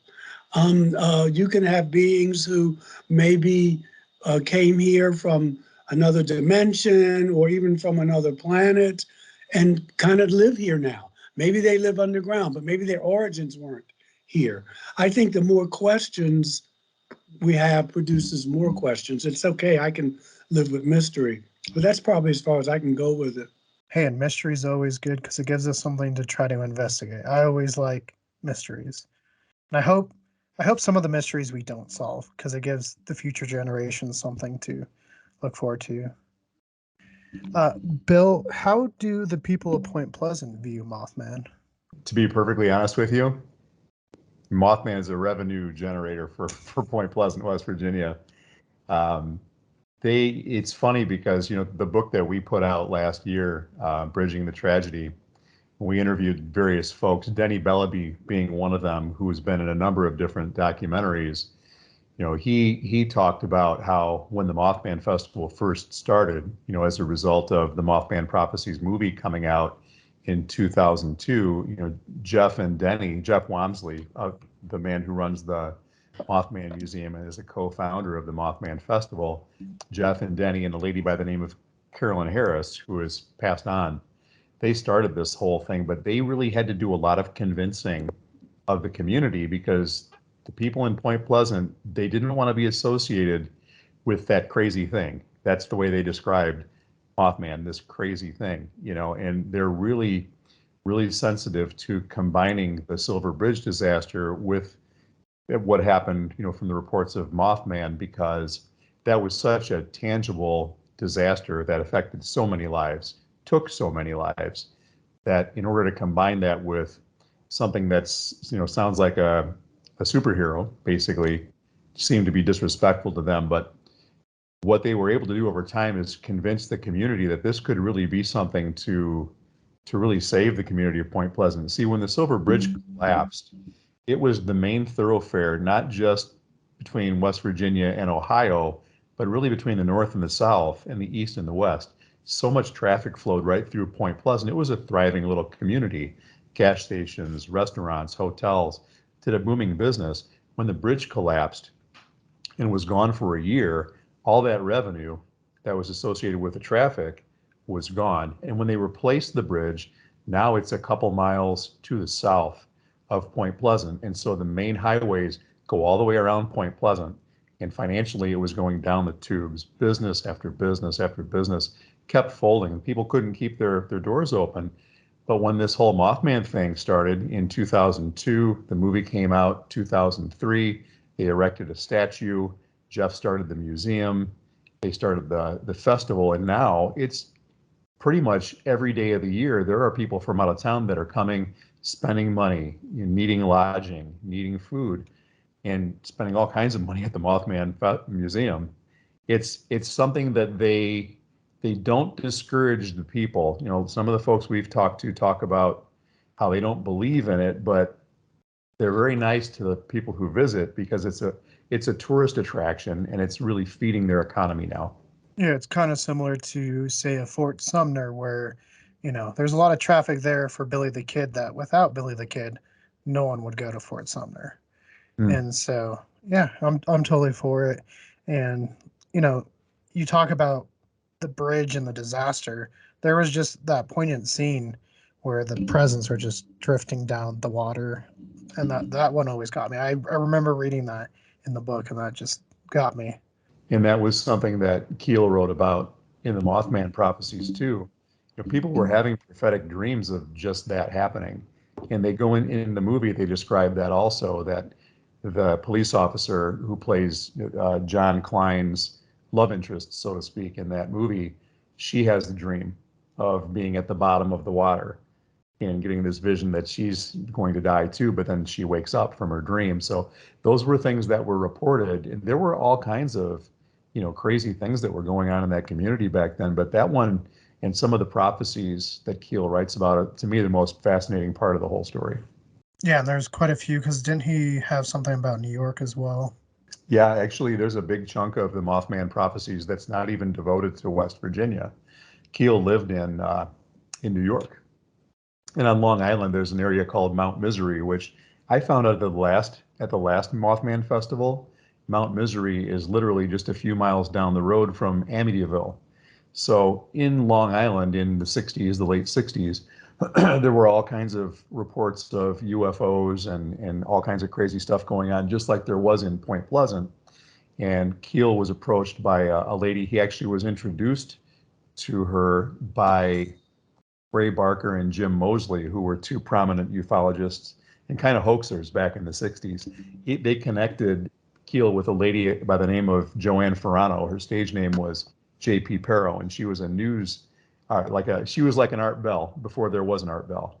And she would do radio shows with Long John Nebel back in the day. I'm going back way back before my own time here, but long story short, she was getting Keel on the phone with a couple of other, what she called otherworldly entities that went by the names Apol and Agar, and they were giving all kinds of prophecies, like Dr. King was going to be assassinated, like Bobby Kennedy was going to be assassinated, like the Pope was going to be assassinated. 2 out of 3 of those things happened. And Keel tried to stop them, but of course nobody listened to him. He was just a crazy ufologist. Nobody wanted to hear that. Yeah, no, different times for sure. We were kind of talking that uh, us and Ken, as far as there's these overlaps of it's good to talk about paranormal. It's taboo. It's good. It's taboo. And it seems like we're kind of in that stage again where it's okay to talk about. More and more people feel open. Obviously, if the US government, whether it's good or bad, at least they're talking about it, right? Michael, you were not on our show when we did the congressional hearings. What were your thoughts on those? You know, it made me teary for those people who didn't live to see this. You know, a lot of people died being in the wrong place at the wrong time, or thought, you know, or just being just foul play. People like Jack Kennedy, people like James Forrestal. Um, and I felt vindicated because I remember when I talked about this 25 years ago, people laughed at me. One woman tried to get me fired from my church. So I thought it was historic. I think that disclosure has already happened. I think that we had, collectively speaking, um, an idea of what disclosure would look like, but it's already happening. I don't think you're ever going to have whoever the emperor is, maybe it's Biden next time, maybe it's Trump, whoever the emperor is, I don't think they're ever going to come out on the White House lawn and say, guess what, ladies and gentlemen, for 70 plus years, I don't think that, even though they have come out and said, we've been studying this behind your back for 70 plus years. But I think this, I mean, when you look at people like Grush, when you look at Elizondo, who I was skeptical of, when you look at what Edgar Mitchell was saying and Paul Hellyer, Eric Davis, just to name a few, when they've come out and said, we've been working on this technology for 70 plus years. Grush has pushed it up to, now we're not talking about just possible collaboration and conversation. We're talking about pilots. Who was the Israeli head of space security, December 8th, 1990? He said that, to the best of my knowledge, my own country and the United States have been in contact with extraterrestrials. There's a galactic federation, and no one silenced him. He wasn't poisoned. He wasn't, and so it's been out there. All this stuff is in the public record, but we've been wanting something more official. With Chris Mellon talking with the Tic Tacs, that's disclosure. For a high-ranking Israeli brigadier general to say that not only is there a galactic council, but there's collaboration because there's beings on Mars. I mean, you can look this stuff up. That I don't know how. Eric Davis says we've been. My job was to investigate the tech and then talk to our government about it. That's disclosure. I don't know how much more plain people want it made, and it's just spoon fed. It's just spoon fed, and there's many reasons for that. If one day someone's going to take a picture with their phone or something, and not only are they going to see a craft, they're going to see an occupant, and the government won't be able to explain it away. But now they can always say, "Well, that's what we've been trying to tell you." Yeah, exactly. That's what we've been trying to tell you. We were just, but this has been going on all Yeah. this time, but we want it a certain way. So, you know what I'm looking. I brought my notes. In 2008, Dmitry Medvedev, the deputy chairman of the Security Council of the Russian Federation, on a hot mic, said each prime minister of Russia is given a dossier detailing the spacefaring civilizations that we are already in contact with. That's disclosure. Putin didn't poison him. No one hospitalized him or drugged him. That's disclosure. That's disclosure. Gary McKinnon hacked into NASA's a mainframe, found out that the United States was involved and Israel involved with the Galactic Federation, and that we have colonies. We're working, doing research. not only that the U.S. government wanted to extradite him, not only did Britain say, no, we're not going to do that, thank you very much, they even changed their laws around extradition so he wouldn't have to go. That's disclosure. That's disclosure. So for people who are waiting and waiting, I'm like, I don't know what you're waiting for, because it may not get better than this. Right. And before I continue, see, we do have another guest on, David from Abnormal Voyages. Good to see you. Hey, David. Hey guys, happy to Dave. be here. Hey, David. Glad you were able to join. So what Michael was talking about real quick, Ken, before I get to some of David's stories, wasn't there the Canadian Prime Minister that was talking about aliens? Yeah, Paul Hellyer. Yeah, Paul Hellyer. He was the Minister of Defense. Didn't Bill Clinton say I mean, something? There are numerous presidents of the United States who were eyewitness UFO witnesses. Like Yeah, 7 I or mean, 8 of them. Pretty much Eisenhower. everyone since Truman, I think, has Yeah. had something. The Yeah, meeting that Truman had with the Greys was apparently essentially a meeting where Gray extraterrestrials communicated and did deals with the U.S. government. Yeah, who are those two authors that wrote that book that mentioned John Adams? I think that was in my book, Mark. Oh, okay. It's like the answer Um, was here all along. But yet, Ken and Barbara. I like the connection with the Israeli. Was it a prime minister of Israel or a general? This guy in 2020, Israeli There you go. Brigadier General Hayam Mashad, Yeah. 28 Yeah. years, head of Israel's Chiefs of Space Security. He was very cautious, but he said, on the basis of my privileged information and understanding, we have been in contact at a covert government level, Israel and the United States, for 70 plus years, sharing technology and collaboration and research projects here and on the surface of Mars. Right. He also So said there's a according- galactic federation and that some of these beings want disclosure and some of them don't. The ones who don't say they don't want to allow us in until we really learn what space is all about. Obviously, it's not just this empty kind of thing there. I mean, obviously, it's some type of 60th century physics that I couldn't even understand. But here, and nothing happened to this man.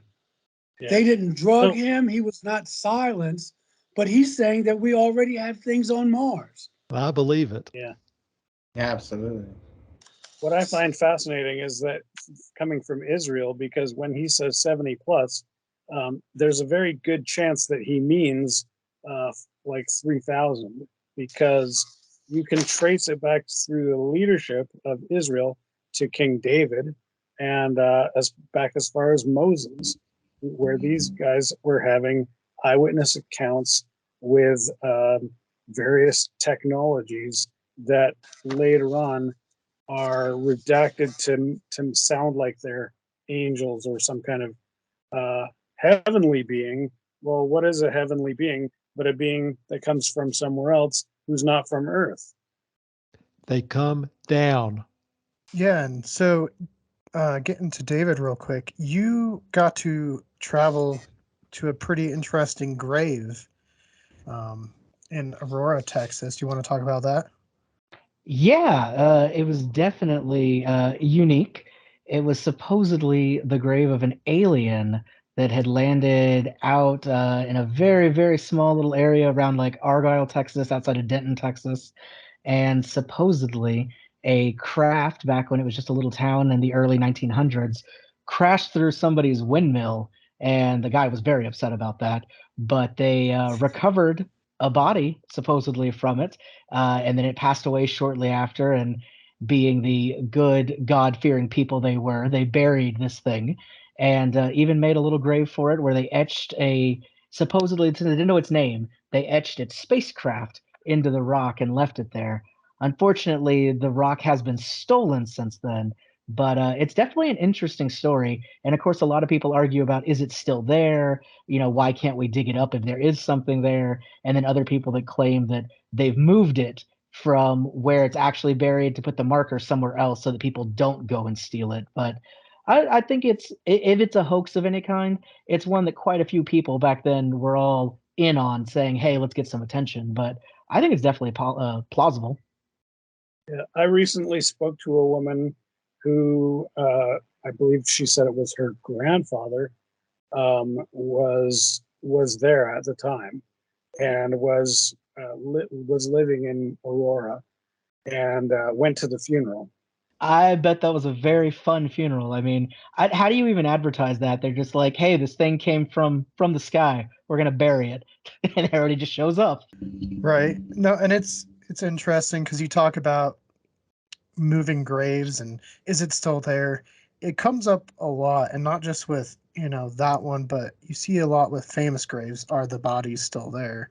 I know a big one is Billy the Kid, and we've debunked it. Sam, don't you smile. This isn't about Brushy Bill. Don't you say it. Yeah, his grave's here in Texas, right? That's where Billy is. He is not in Texas, David. He's right next to the alien. There actually is a book about Billy the Kid and an alien. I have not read it. Honestly, that doesn't surprise me.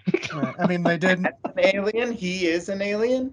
No, it's him meeting an alien, but Billy the Kid meeting stuff is not something unusual. It's kind of a sci-fi show too, and we've watched quite a few Billy the Kid versus different types of vampire movies.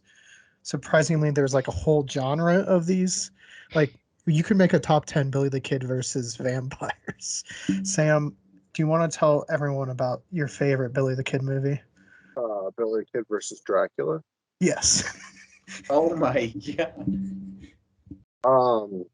Who won? We gotta quite know who interesting.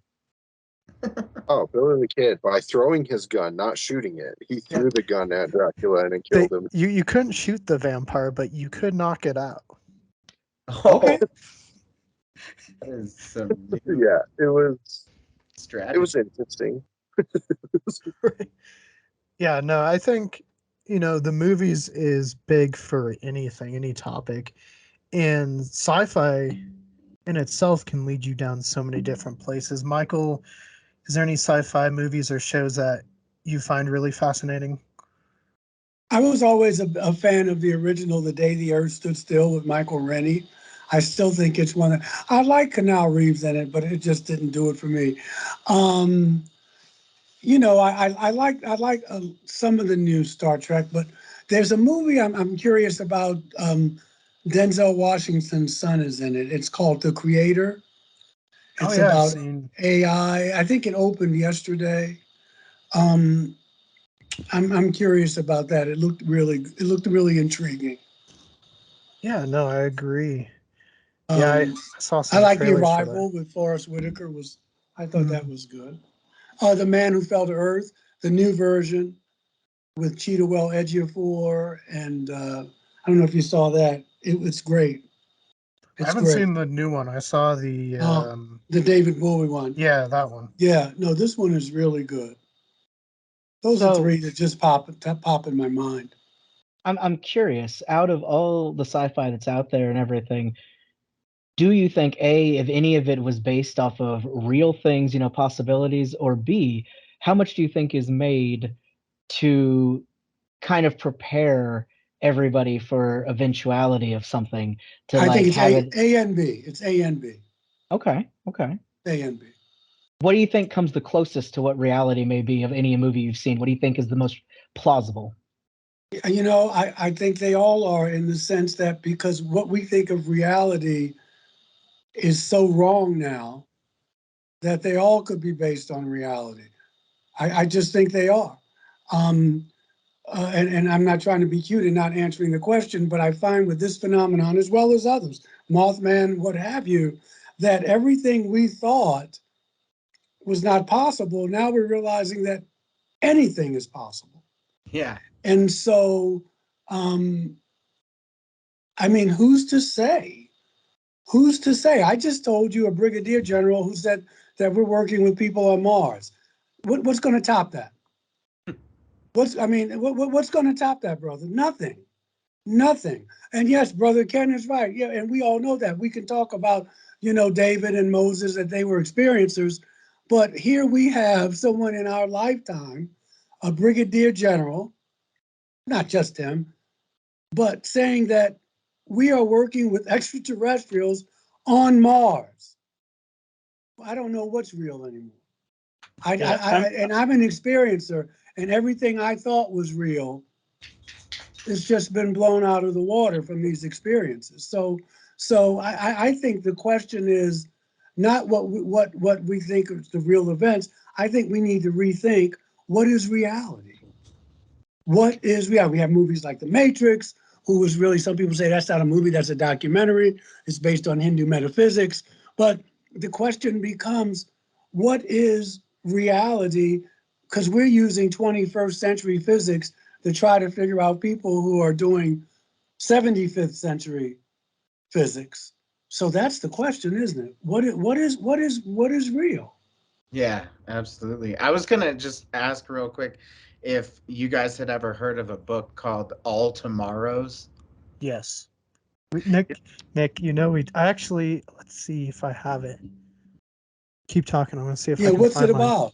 I just bring that up because this book is basically a sci-fi representation of, in my mind, I kind of relate it to like fifth dimensional perspective of just infinite realities, infinite possibility, which is kind of what we're talking about, right? Like, what is reality? Any of those sci-fi movies that we just talked about, could very easily possibly have truth to them. And, technically, getting down to it, there is, infinite possible realities that are all coinciding, all colliding with each other, and existing simultaneously through the fifth dimension, through possibility. And so that's just an interesting thing. But I find All Tomorrows to be extremely fascinating because it's like a story about how humans eventually do go to Mars and inhabit Mars, but eventually there's a war between humans and Martians because they can't get along. And another civilization called the Q, which is like this hyper intelligent, hyper dimensional species, basically comes and just totally dominates any of humanity's defenses. And they take humans, they genetically manipulate humans, and they scatter human life in different genetic forms throughout the entire galaxy, throughout multiple galaxies. And it's kind of crazy. Like on one planet, they made the humans into blocks of meat, and they live this horribly torturous life of just like moaning, and they have like eyeballs around the whole planet. And there's another planet where it's like humans were turned into like these camels are that reminisce of when they were once human beings, and so they sing these ancient songs of their past. And it's just a really cool sci-fi story. Yeah, it's by C.M. Kozman. I unfortunately was not able to find it right away, but I found the books that kind of inspired him, which was the Afterman series. There was the Afterman, which talked about the wildlife, and then there was Man After Man, which is where you get some of these grotesque people. And even back when Dougal Dixon was writing these books, he was talking about people that had formed with technology. And we're kind of seeing that play out with like chips and stuff now. So it's kind of funny, art imitating life or life imitating art. Wally, what about you? Any sci-fi movies that stand out for you? I would agree with Michael with the day the Earth stood still. That has resonated with me throughout my life. I really love that movie. Another one that came to mind was This Island Earth. I don't know if either of you guys have seen that, but that was a pretty good movie as well. But I wanted to say something about reality, if I could. Yeah. I mean, I've questioned this a lot, and I just wonder, and of course, this is open for debate, is reality some type of collusion or cohesion of everyone's thoughts? Is everyone's thoughts are out there, okay? For me, and everyone's thoughts for me is really what God is for me now. That's where I've evolved to. So is that the same thing like reality? Reality is out there, but reality is what we make it. Each of us are supplying our 2 bits to reality.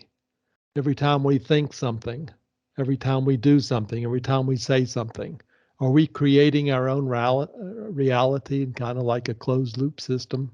Totally, like a manifestation of consciousness, really. Yep. And that's Yep. like, I think that gets into the argument and like the ultimate question for the human civilization of what truly is consciousness and how do we measure it. And basically all living creatures, um, what they're finding is that all living creatures have consciousness in some form or another, and it's represented in the form of energy.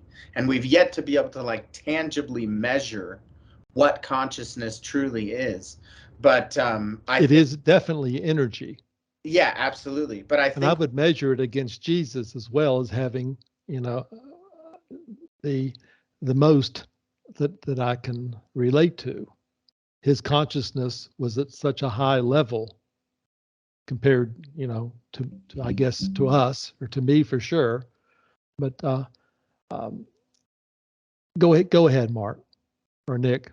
oh yeah, I was just gonna finish that off with um, the further that we are going down into subatomic physics and even quantum level physics, um, the more that we are finding evidence that um, at the base of reality itself, when you go down into the electrons, further past the quarks, into the base of reality itself, they're finding evidence that that is consciousness that makes up everything that we know as reality. Nick, do you think that what you're saying, everything is powered by consciousness, is behind the uh, singe marks in the Shroud of Turin? Oh, that's a super interesting question. Yeah, that's amazing. I love that. Yeah, I would say one could posit um, that to be true for sure. The Shroud of Turin is like a whole that's like a whole thing we could just get into. But yeah, absolutely. Yeah, I know Michael Feely. We were talking to him about it, and he said it was like a photograph, the first photograph. Yeah, Was his theory. it like the evidence of it is very clearly depicting an electromagnetic force that created that imprint. There's like really there's no other way that that imprint could have been created unless by a high energy electromagnetic type of force. Sorry, you were raising your hand, Mark? I didn't have a follow up. I can't top that. I just wanted to have some kind of connection there to the Shroud of Turin and what you brought up. I thought, and I think you provided an interesting answer. Thank you. Now, Michael and Wally, what's your guys' thoughts on the shroud? I'm not. That's a good one. I'll let Michael go Yeah. first. No. Yeah. I don't know. I don't know if it's. I agree with the science. I just don't know if it's the figure they claim it is. It looks too much like the stereotypical white man Jesus that I was brought up with, and Too Catholic. maybe. Well, no, I was raised Baptist, but it just doesn't. It just doesn't resonate with me. So the science does. I mean, obviously, and I wouldn't even want to try and refute that. There were other people crucified who, it looks too much like the stereotypical Jesus for me, the very Eurocentric Jesus for me. So Yeah, I don't know. Maybe I'm just even claim. maybe I have a block there about it, but I'm not sure he actually looked like that. Sure. And But then again, you may say, then why would the Catholic Church keep it? But yeah, true. but I'm not feeling it.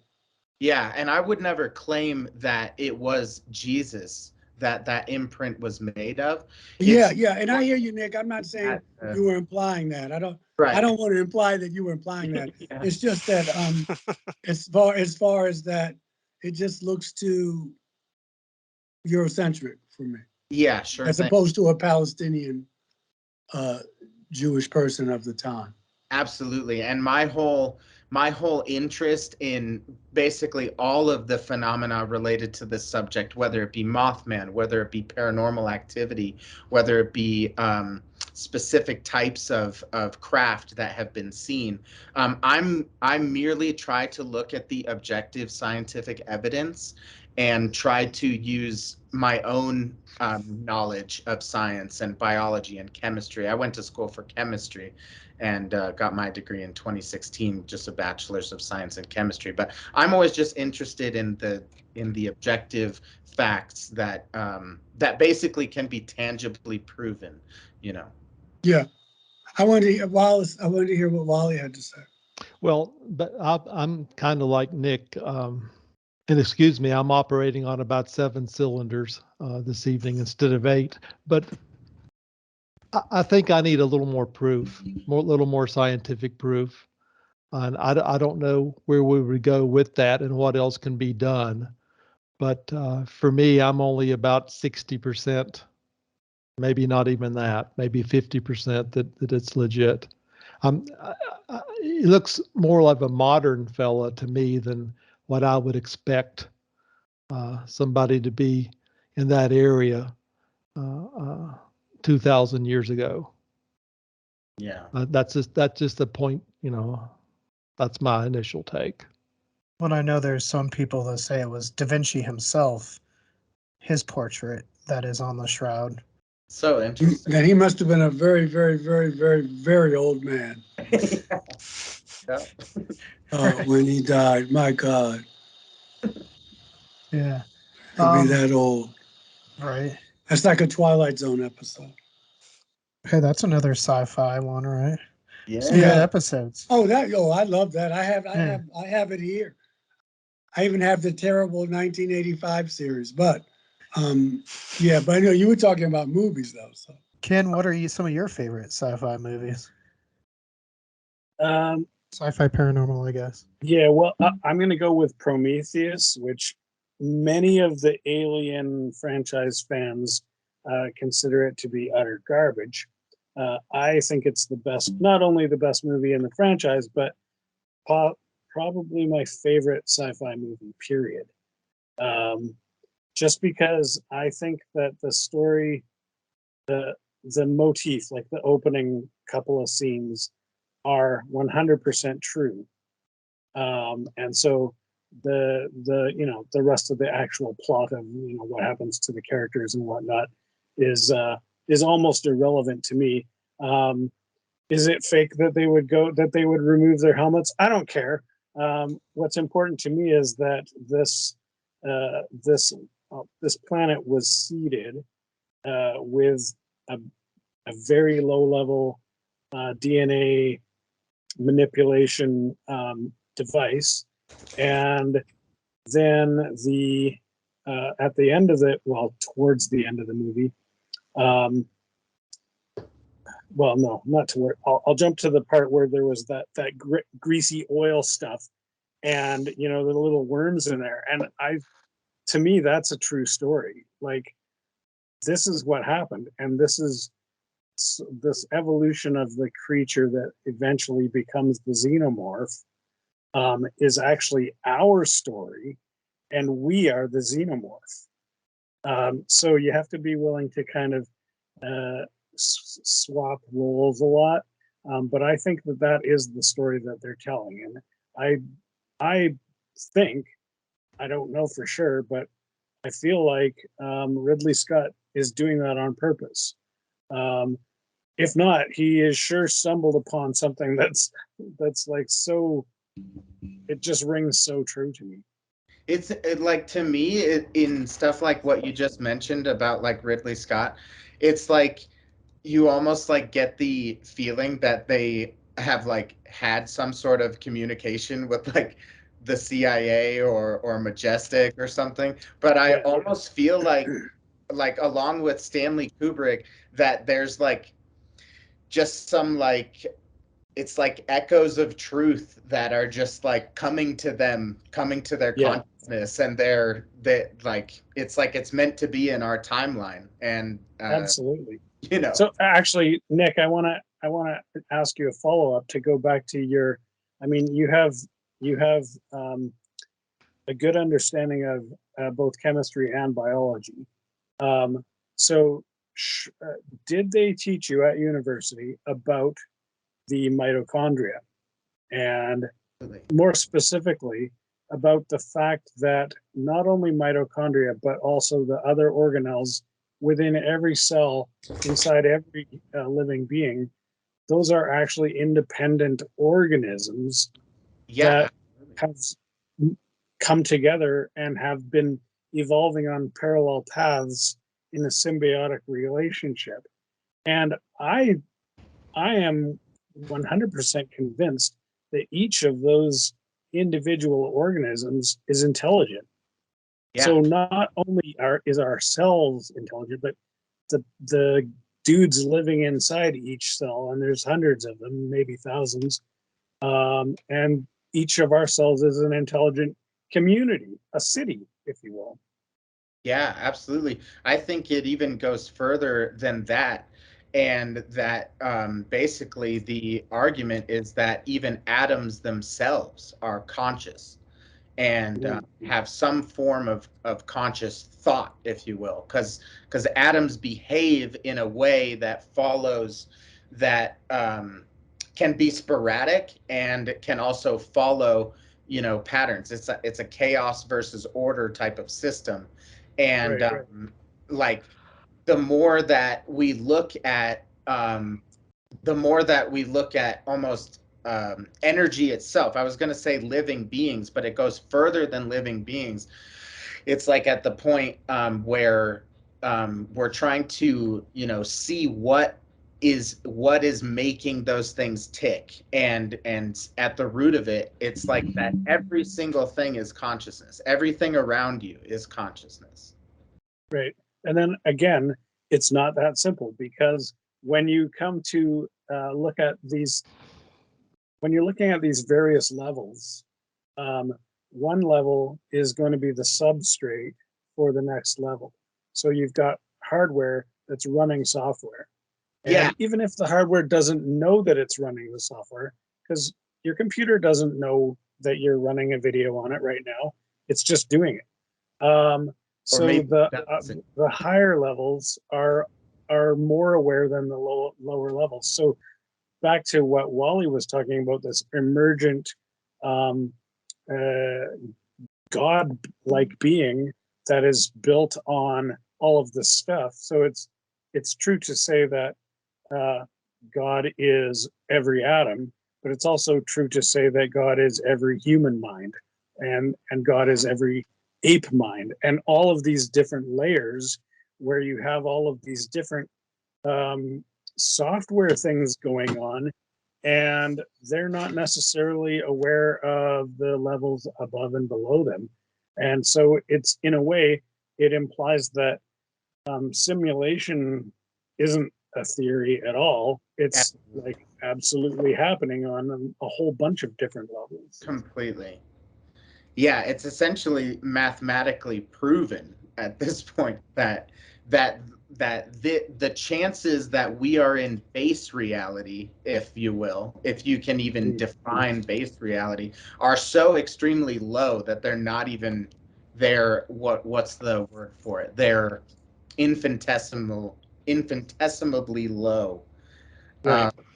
that it's not even worth considering. Yeah, I guess I would be interested to hear from Wally or Michael about that. that kind of simulation part of that idea. I have no idea about that. I know that Aboriginal people knew this way before what we were talking about, that everything is consciousness. That's not the word they use, but that it's all connected. So, we're just kind of catching up to that, but I guess in a way it's been done.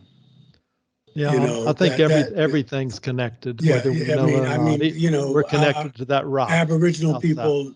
peoples knew this thousands of years ago, and we're kind of just catching up. So we're almost there. with them. We're almost ready to start our own dream time, but those guys have been doing it for millions of years. Yeah, yeah.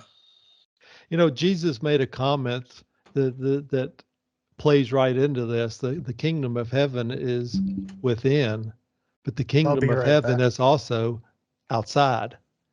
And you can read into that just what we've been talking about. I think everything is connected some way or another. Everything generates a vibration some way or another. And some way, all of this creates our reality. Well, and I know we had who was it that said Nick, I think you were talking about like maybe they were getting little tidbits when they were making the movies. There's a pretty big movie called Close Encounters Yeah. that J. Allen Hynek was in, but he also kind of helped give some ideas to Spielberg based off of his own research. Like if you watch it, there's two parts where you can see Hynek, and then even the Project Blue Book series talks about when they were making that movie. But I wanted to hear, Bill, how are your thoughts on the Mothman movie versus the book, since you're our Mothman expert? Well, I really enjoyed the movie, and I saw the movie before I even knew anything about the story. So I didn't know anything about, the book or the legend or anything like that, certainly the bridge disaster. But I thought that the movie kind of captured the overall gloom of what was going on in Point Pleasant in 66, 67. And it really combines a lot of the things that Keel wrote about and even that Gray Barker wrote about in his book, the 1970 Silver Bridge, which was kind of a fictionalized docudrama, if you will, about what happened in Point Pleasant in 66, 67 too.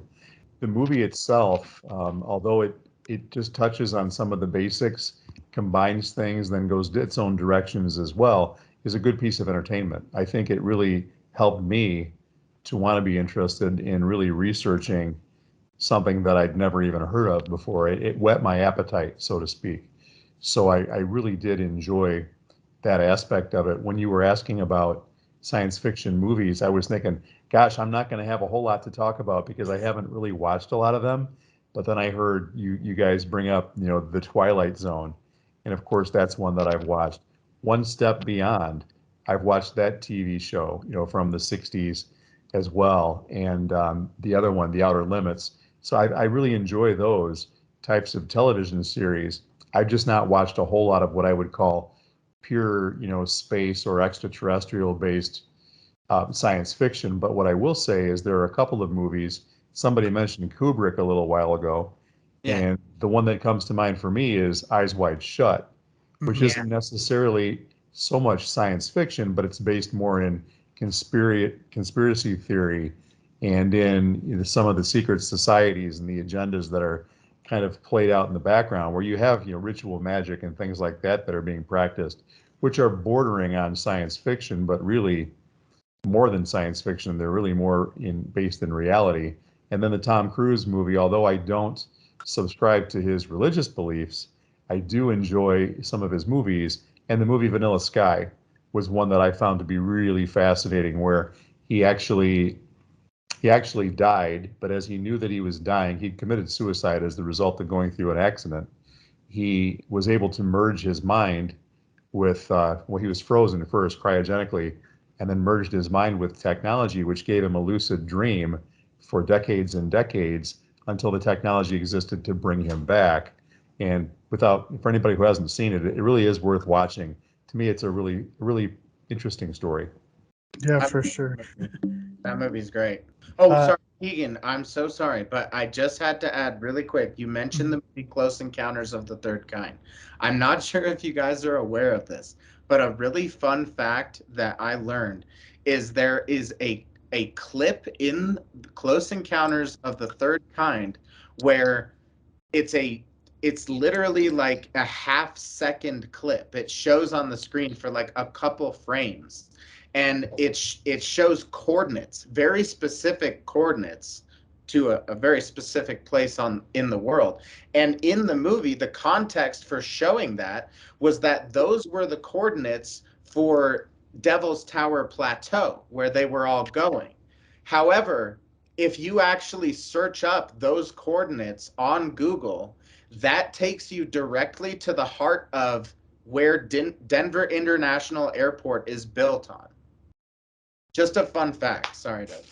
Conspiracy. Yeah. Exactly. Yeah, I mean, DIA didn't get built until 1995, so that's kind of curious, you know. Well, okay. Well, since we're talking about everything that's interconnected, Nick, we can just work in. Didn't the Torrances live in like a Denver suburb before they uh, moved for the winter to the Overlook? yeah, because it's based off of Stephen King's experiences in Yeah. the Stanley Hotel here Yeah. in Estes Right. Park. I was Totally. just trying to And tie together, some loose ends there. Yeah, exactly. yeah, I mean, hey, the DIA airport just painted the veins on Lucifer brighter red now, Oh, just so they pop out a little bit more. they gave So, him bigger balls too. Just Didn't- Just what we need. right. Didn't Billy the Kid always hang out at that airport? Sorry, man, I can't resist. I mean, I talk about Billy the Kid a lot. It's okay. Look at Sam. Sam's just like, yeah, I've given up trying to stop him.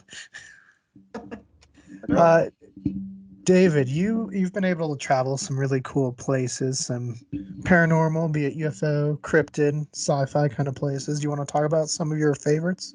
Yeah, I mean, like we were just talking about Mothman, actually being there in Point Pleasant is awesome. There's definitely still a very odd vibe to the town. We didn't get to go check out the TNT area, specifically where he was seen, but definitely really cool around there, the artifacts. Half of the museum happens to be like props from the movie and things that were left over, so it is what it is, but it was still pretty neat seeing that and just kind of the actual history that's still there. Roswell, I know you've been there.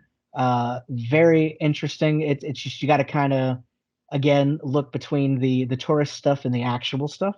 So, but one of the more interesting ones, as far as like paranormal cryptids, et cetera, I really enjoyed being up in Rhinelander, Wisconsin, where they have the Hodag, which is a cryptid up there that they actually trace back to finding cave drawings and such in the area of this same creature that was supposedly seen by people that were kind of the pioneers up there doing lumber and things like that that were supposedly seeing this thing. So I think that's a really interesting mythology in that of what So could be. yeah, Bill, that would be similar to Chad Lewis's book, The When in Dago. Mark, Jackie just overheard you and she corrected you. It's Wendigo. yeah. Wendigo. I was gonna say, I'm sorry, Jackie. Okay, thank you for. that's like when in Rome, when in day. Yeah. Okay, Yeah, so yeah, I screwed that up, but it's sounds like what you're discussing from the artwork thousands of years ago, maybe the same character that's being depicted in Chad's book. It's definitely possible. I know from what I've seen of what Wendigos, however you pronounce them, they definitely. I think there was a lot of similar things. Now this one, it's more of like a lizard type thing, but I believe part of like the mythology behind the other ones is that they can change shape. Like I think they have a lot in common with skinwalkers and things like that. So I think it's just interesting that stuff like that persists all over the country, all over the world, really. And then different time periods, it's still cropping up, it's still showing up in things. It just seems like there's so much there that you can't just dismiss it and be like, oh, it's all made up. Like there's so much that it wouldn't make sense for it not to have something behind it. You mentioned a reptilian nature to the being, and I find reptilian humanoid beings extremely fascinating. It to me kind of uh, is like goes back to the metaphor and concepts of Satan in the Bible. Also reptilian humanoid beings have been claimed to come from um, another constellation. People have claimed that they come from the constellation Draco. However, there's an extremely massive um, belief that reptilian humanoid beings actually come from the inner earth. And there were many Native American cultures that, their whole religion, if you will, the lore of the origin of man in their concept of reality is that human beings, they came from inside the earth when there were cataclysmic battles between the ant people and the snake people. They referred to the ant people as little humanoid beings with large eyes, very similar to characteristics of the Greys. And the snake people were humanoids with reptilian scaly skin. And just the reference of reptilian humanoids in all cultures and all religions from all over the globe is just so vast that I can't ignore reptilian humanoids. Well, not only that, but like you were saying about everywhere, look at something even like a dragon. How is it that every culture has almost the exact kind of depiction of what they consider that, even ones that never intermixed, that it was so long ago they never would have met, but they still had this persisting throughout their stories and everything. It's got to come from something. Yeah, there's just this continuous reptilian theme. I mean, Lucifer himself was depicted as a snake. However, I believe in the Old Testament, he was explained as being a snake with arms and legs, if I'm not mistaken.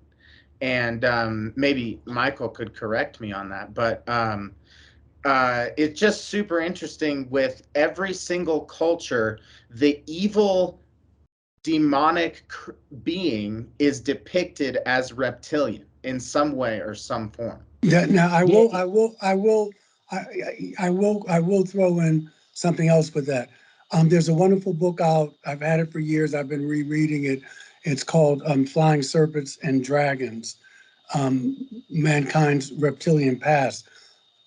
In Asian culture specifically, um, they were not always depicted as evil. Judaism did that, but that was based on the Sumerian texts. If you read some of the Sumerian Mesopotamian, these dragons do walk on 2 feet. Because after the so-called curse, because he disobeyed, from now on you're going to crawl on the ground. In Genesis, that's because he wasn't crawling before, but in our culture, we seem to have, as you've stated, Demonized. Yes, Yeah. yes, and that was not always that way in other True. cultures, and it's not always that way.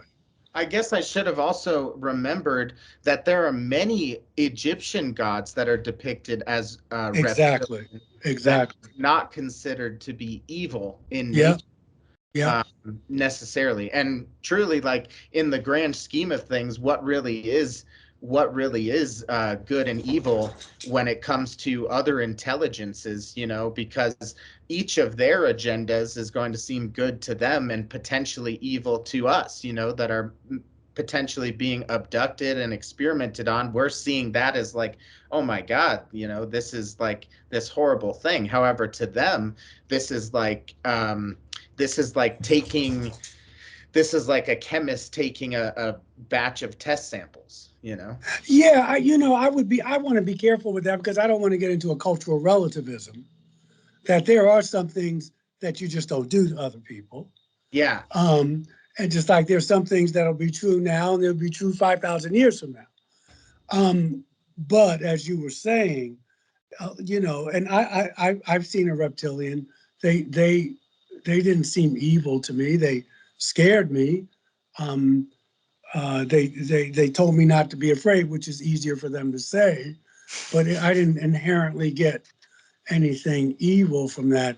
But well, even what do you call the medical thing, the cadassus or what? That's a rep, with the medical. That's a serpent Yeah. surrounds. Yeah, and that's healing.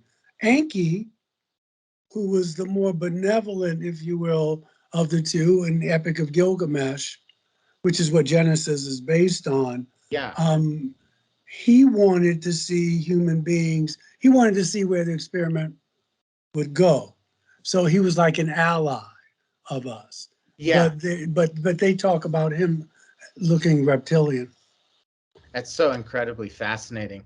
And just while I have you here and able to talk to you, in your encounters with the reptilian being, sorry, Jet is also interested. Uh, Yes. um, um, did you communicate um, telepathically, or was there any like verbal communication, or and did you feel like this being was not necessarily cold, but and by cold I mean like kind of very unsympathetic towards human or maybe mammalian life, if you will? Like from my research and from what I've heard from people, they basically say that the reptilian mindset is essentially operating on like what we think as the reptilian brain, where it's all about ranking and power and having very little emotion at all, like in the way that we as mammals would perceive like love, happiness, sadness. They see all of that as very petty, and I was just wondering what your My experience, I was in fight or flight. Okay, so it's going to be distorted. I was very, very, very, very, very afraid. But I think if someone tells you not to be afraid, they must have some type of empathy. Either Yeah, they know what fear is, or they've learned what that is. sure. He touched me and told me not to be afraid, but nothing. It was telepathy. Yeah, absolutely. Um, I think that reptilians get a bad rap. Yeah, I think that's very human because we stereotype. And so it's all this, all the Greys are this way, all the Nordics are angelic and beautiful and all. And we know that that's not true. Um, but I can't judge a whole race of people just from um, that one interaction. But I did not feel, and he didn't stay long. I was still dealing with Greys that I was seeing. And then this race came twice. that's And he incredible. stood on 2 feet, Yeah, and he was beautiful now that I look back.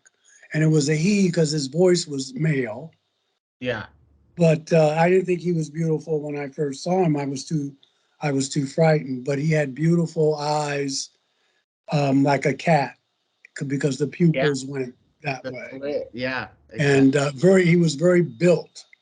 He was very muscular, and he had a tail. And he That's walked right through my wall in New York City. Just wow. walked right Okay. through. Which is what we went back to the beginning. What is reality? Totally, totally. Man, I really appreciate you sharing that with me. I'd love to be able to talk to you more about that specific experience one on one sometime, if you'd ever be willing. Yeah, well, you can get my info from Mark, or just call me, or we can Skype. Sure thing. Thanks so much. Yeah, no Can problem. can I see your hand raised? I forgot to unmute. Okay. I just gotta drop off. So it was a real pleasure chatting with you guys. Yeah, I gotta Let's go do it soon again. too. Yeah. So All Ken, right, Ken. Take before care, you my leave, friend. though, Okay. would Sure. you tell the viewers at least some of your books and where to find them? Oh, yeah. Okay.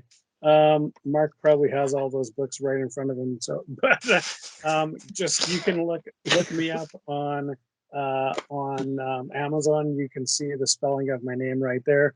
Or you can go to dimensionfold.com. If you go to my website, dimensionfold.com, you will also be able to subscribe to my Substack and also see some of my other projects that we don't necessarily have in book form, but other stuff too. Thank you guys. It's been a treat. Thanks so much, Thank Ken. you. Yeah, Always thank you, a Ken. pleasure, my Take friend. care, Ken. See you later. See you next time. Bye, Ken. Yeah, Keegan, I'm gonna have to roll out too. I'm tired. I just got back from church. I'm tired. No, you're good, Michael. Thanks for having me on the show. No, thank you. It's always a pleasure. Do you want to? Yeah, see, Ken. Look, Mark is always ready. Yes. Plus, Thank you, Mark. we watched your Phoenix Lights History's Greatest Mysteries, so that was excellent. Do you have any upcoming projects or anything we should be on the lookout for? I got a book of sermons coming out in December. I think that's about it. I just got back from from Michigan, with that conference, and we'll see. It's the last quarter of the year.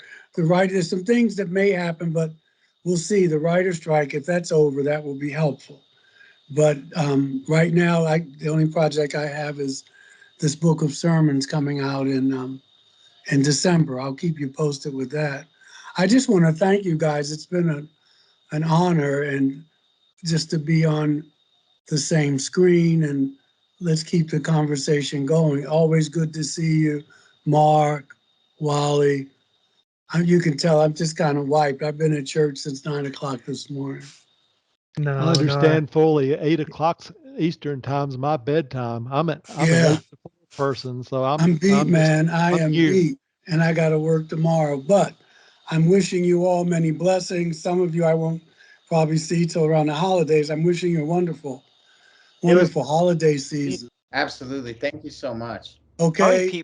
People brought up a lot of great questions and answers. This was great. It's always good Yeah. to be with like-minded people. I mean, all of you guys are intellectuals and thinkers, and maybe next time I won't have to work before, because I could do this for a long time. I'm just beat, man. I mean, whoo. But listen, I wish you all much love and many blessings, and let's do this again. Yeah, Okay? for sure. When I'm Yeah. awake. When you get older, this is hard to do, brothers. I relate. I relate. I'm tired, man. But God bless, whatever that means and whoever that means to you. Yeah. And I'll talk to you soon. God Yeah, bless. talk to you soon, Michael. Thanks All for right. joining us. Anytime. Bye, Michael. Just call me anytime. Of course, yes. Good night, y'all. Good night. See you, brother Bye. Keegan. We'll talk. See you. Good Bless night. Bye-bye. Bye, Michael.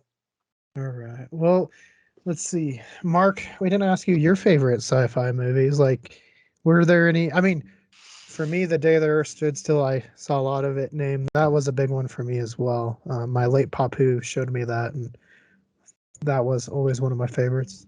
The Twilight Zone, the original Twilight Zone series. The usual people you've had on your show that inspired me after meeting them. So, there's that connection.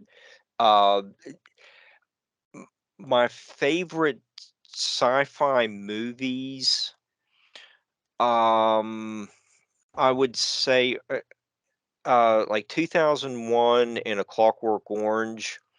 Yeah, that 3-year period in which Kubrick created uh, two of the I think greatest uh, sci-fi movies. 2001 deals with um, evolving into a better person. Clockwork Orange is kind of the opposite.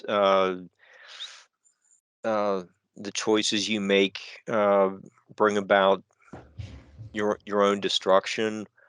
Um, I think Metropolis is a fantastic. Well, that's probably Metropolis is one of the foundations for so many of the classic sci-fi movies of the 50s, and the couple that um, I mentioned, the Cabinet of Dr. Caligari. Um, is sci-fi. That might be more horror, but I I like that one too. There's it's kind of really get into those silent movies. Okay. Close Encounters would be in there too. Bill, I know we've talked a lot about Mothman for obvious reasons. Obviously, you got lots of great insight. You've talked to some of the witnesses and stuff, but is there any other cryptids that interest you? Not really. No. No. I mean, to be perfectly honest, I'm kind of singular in my focus of what I've Mothman is the investigated with end Mothman. all, be That's all, kind end of my, all. it's been my thing. I mean, I'm definitely interested in anything anomalous. I'm always open to the conversation, but I'm just so passionate about that particular phenomenon. I hesitate to call it a cryptid because I don't think that it is. I think it's like Keel talked about. I think it's a transmogrification of energy. Mhm. But I'm certainly interested in anything that manifests that's outside of what we would normally understand. I think it's all fascinating and makes great conversational material. Uh, how's uh how's Chicago dealing with the Bears this year? Well, as we've been sitting here, I keep looking at my phone, and the reason is because I'm more of a baseball guy than a football guy, and Okay. I've watched our Cubs Go totally Cubbies. tank, totally tank, and they just lost their third game in a row to the Braves. But the reason I'm mentioning this is because there was a meme that was out many years ago about the Atlanta sports franchises, and I've kind of ascribed it to the Chicago sports franchises, and that's go Cubs and take the Bears with you. Although, in all fairness, I should say that I never expected the Cubs to contend this year, so I'm really pretty proud of them. But the Bears, I mean, when you are not the favorite against a team who had 70 points put up against them the previous week, you're bad. It's ugly. It's just ugly here.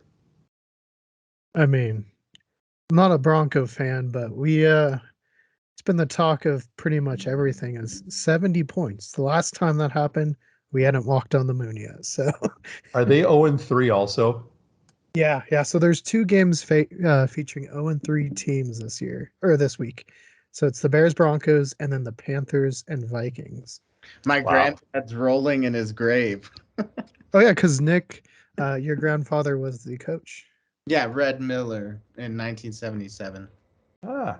Hey, Nick, is that a lab? Is your dog a lab? It's an English Mastiff Lab cross, chocolate lab. So it's a fawn Mastiff father and a chocolate lab, American chocolate lab mother. I only see the face, but Come that here. reminds me so much. Look at that. Reminds me a lot of our Maggie. We have two 15-month-old lab puppies, both females from the same litter. One of them's chocolate, one of them's golden, and that one looks like Maggie. Although I think your dog is bigger than Maggie. He's about 120 pounds and he's 11 months old. And I think he's still got some more growth. Maggie's about 75 pounds, so he's got her by a lot. Yeah. Oh, so sorry. While we're on the concept, we were just talking about cryptids.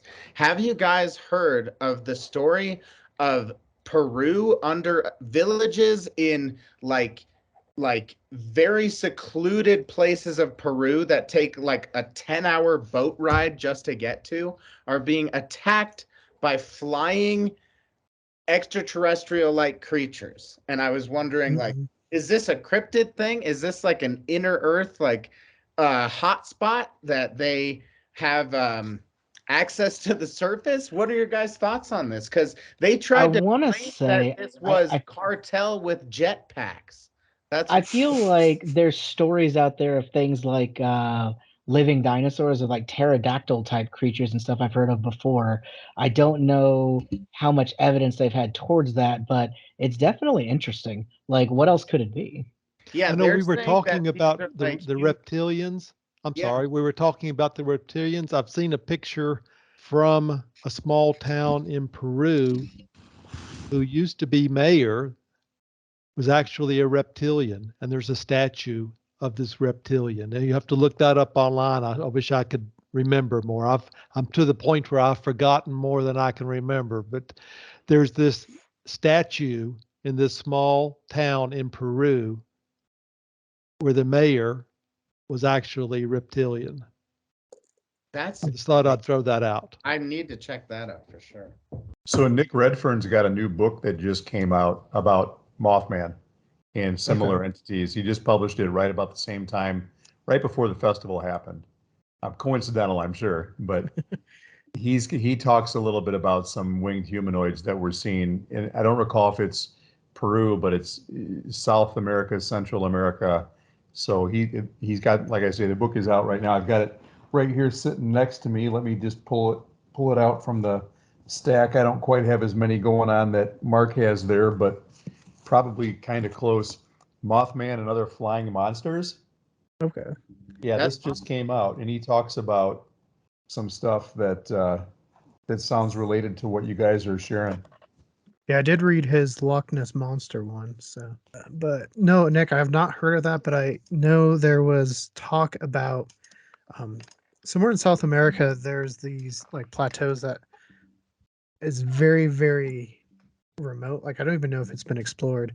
yeah. But there's talk that maybe there's these giant ground sloths that used to live down there. And I know I I remember. heard it from Forrest Galante, who's a naturalist. Like he goes out and helps wildlife and stuff like that. So I thought it was interesting. Being that it's Halloween, though, I know a lot of people are going to flock to cemeteries, and I never recommend ghost hunting at cemeteries because I feel like the people, like the ghosts, aren't there, but like the souls. And if you go there, you could disturb them and get someone stuck, right?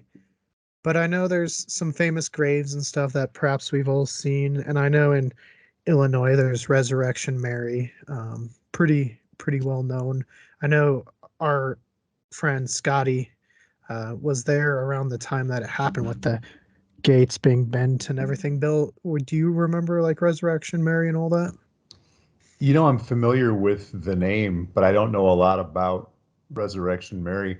I can tell you that there's some pretty crazy things that have been talked about here for years, not far from where we live at all. We're in a little town called Sycamore, which is close to DeKalb, which is where Northern Illinois University is. So we're about 60 miles outside of Chicago proper, but just south of Belvedere, like between Kirkland and Belvedere, which is maybe 15 miles north of where we live, there's a road called Bloods Point Road.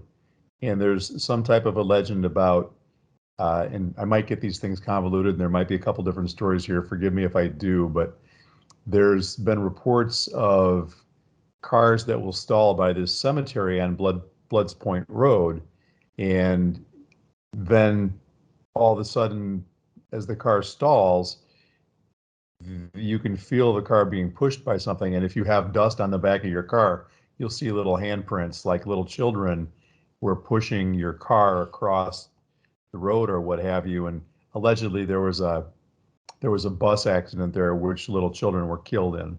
So that's been something that's either urban legend or maybe there is some validity to it. I don't know, but I'm familiar with that. But there's some pretty creepy stuff in this state, as there are with pretty much every state. Yeah, I mean, I love Chicago. Obviously, that's where my dad's side of the family is from, and being Greek and all, some great Greek food out We there. talked about that. We talked Yeah, about that when we talked a few months yeah, back. yeah. No, and even on my display, I got my little Sears Tower, just chilling out. Or the Willis Tower, as they call it these days. Yeah. Only non-Chicagoans.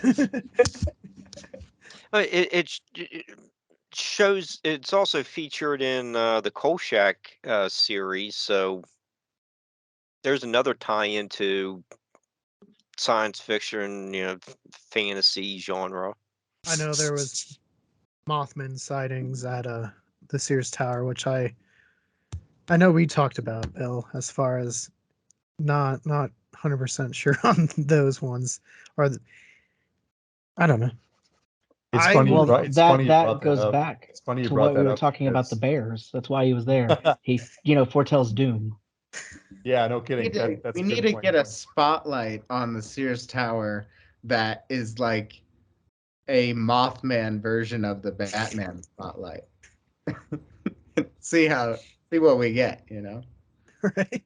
My researcher friend Andy Colvin, who's collected all of John Keel's various magazine publications over the years into books, the last 10 years, sent me a message that one of the investigating societies had just posted about there being another winged humanoid report in Chicago. And of course, nobody's there to actually take the report, but somebody in Pennsylvania is the one who's getting the information, and he's never been to Chicago since all this started. And it's just, to me, the whole thing just seems a little suspect, more than a little suspect.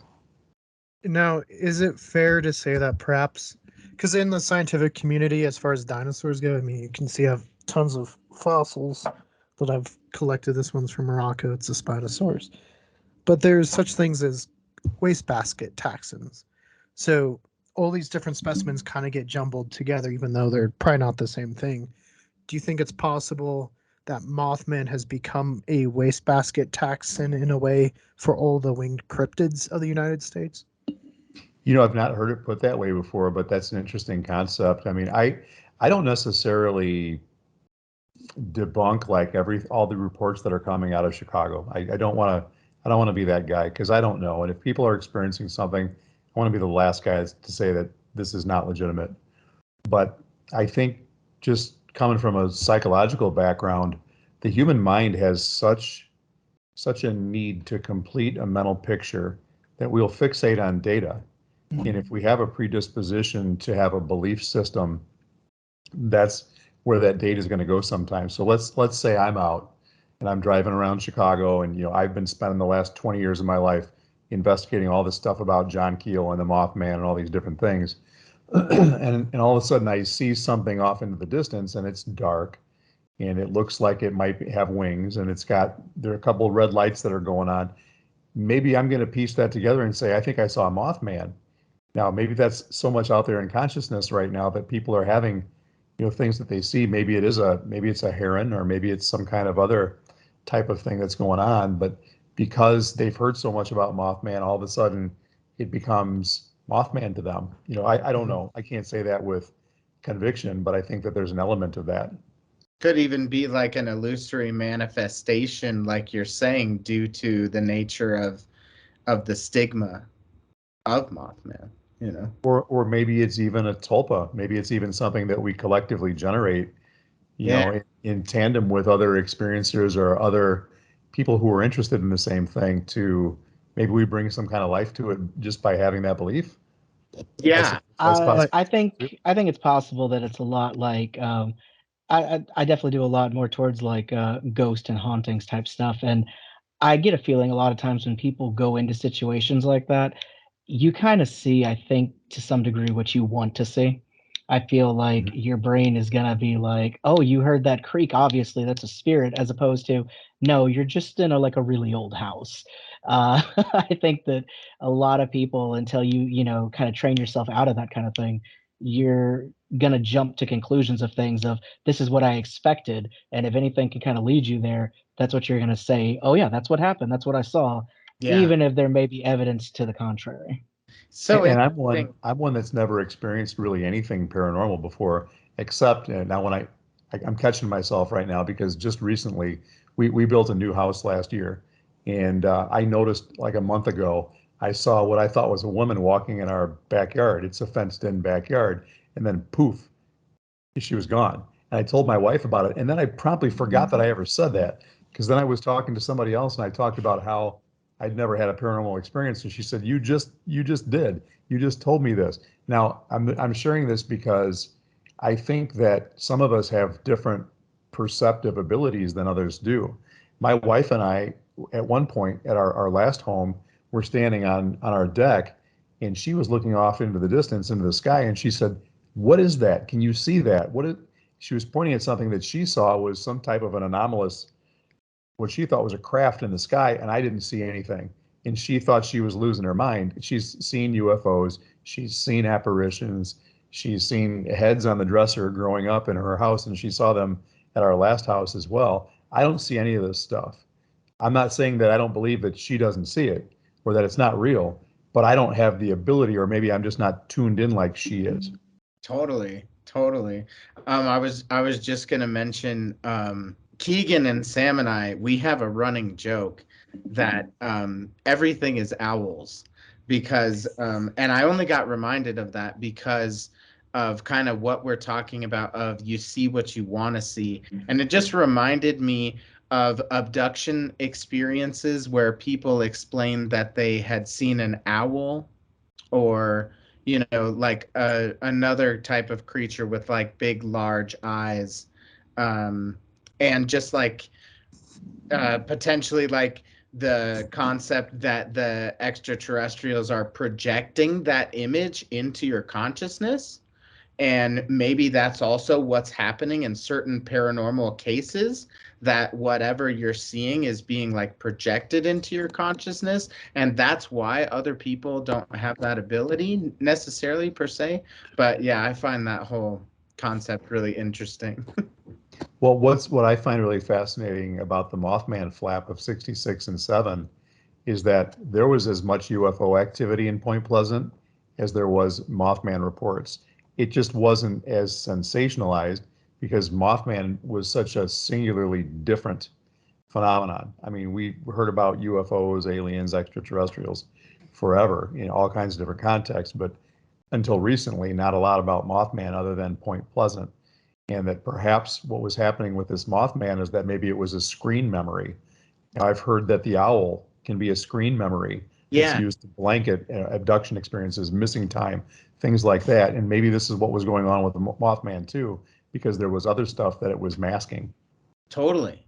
And that's kind of like a see what you want to see sort of thing, but it's maybe not even like what you want to see.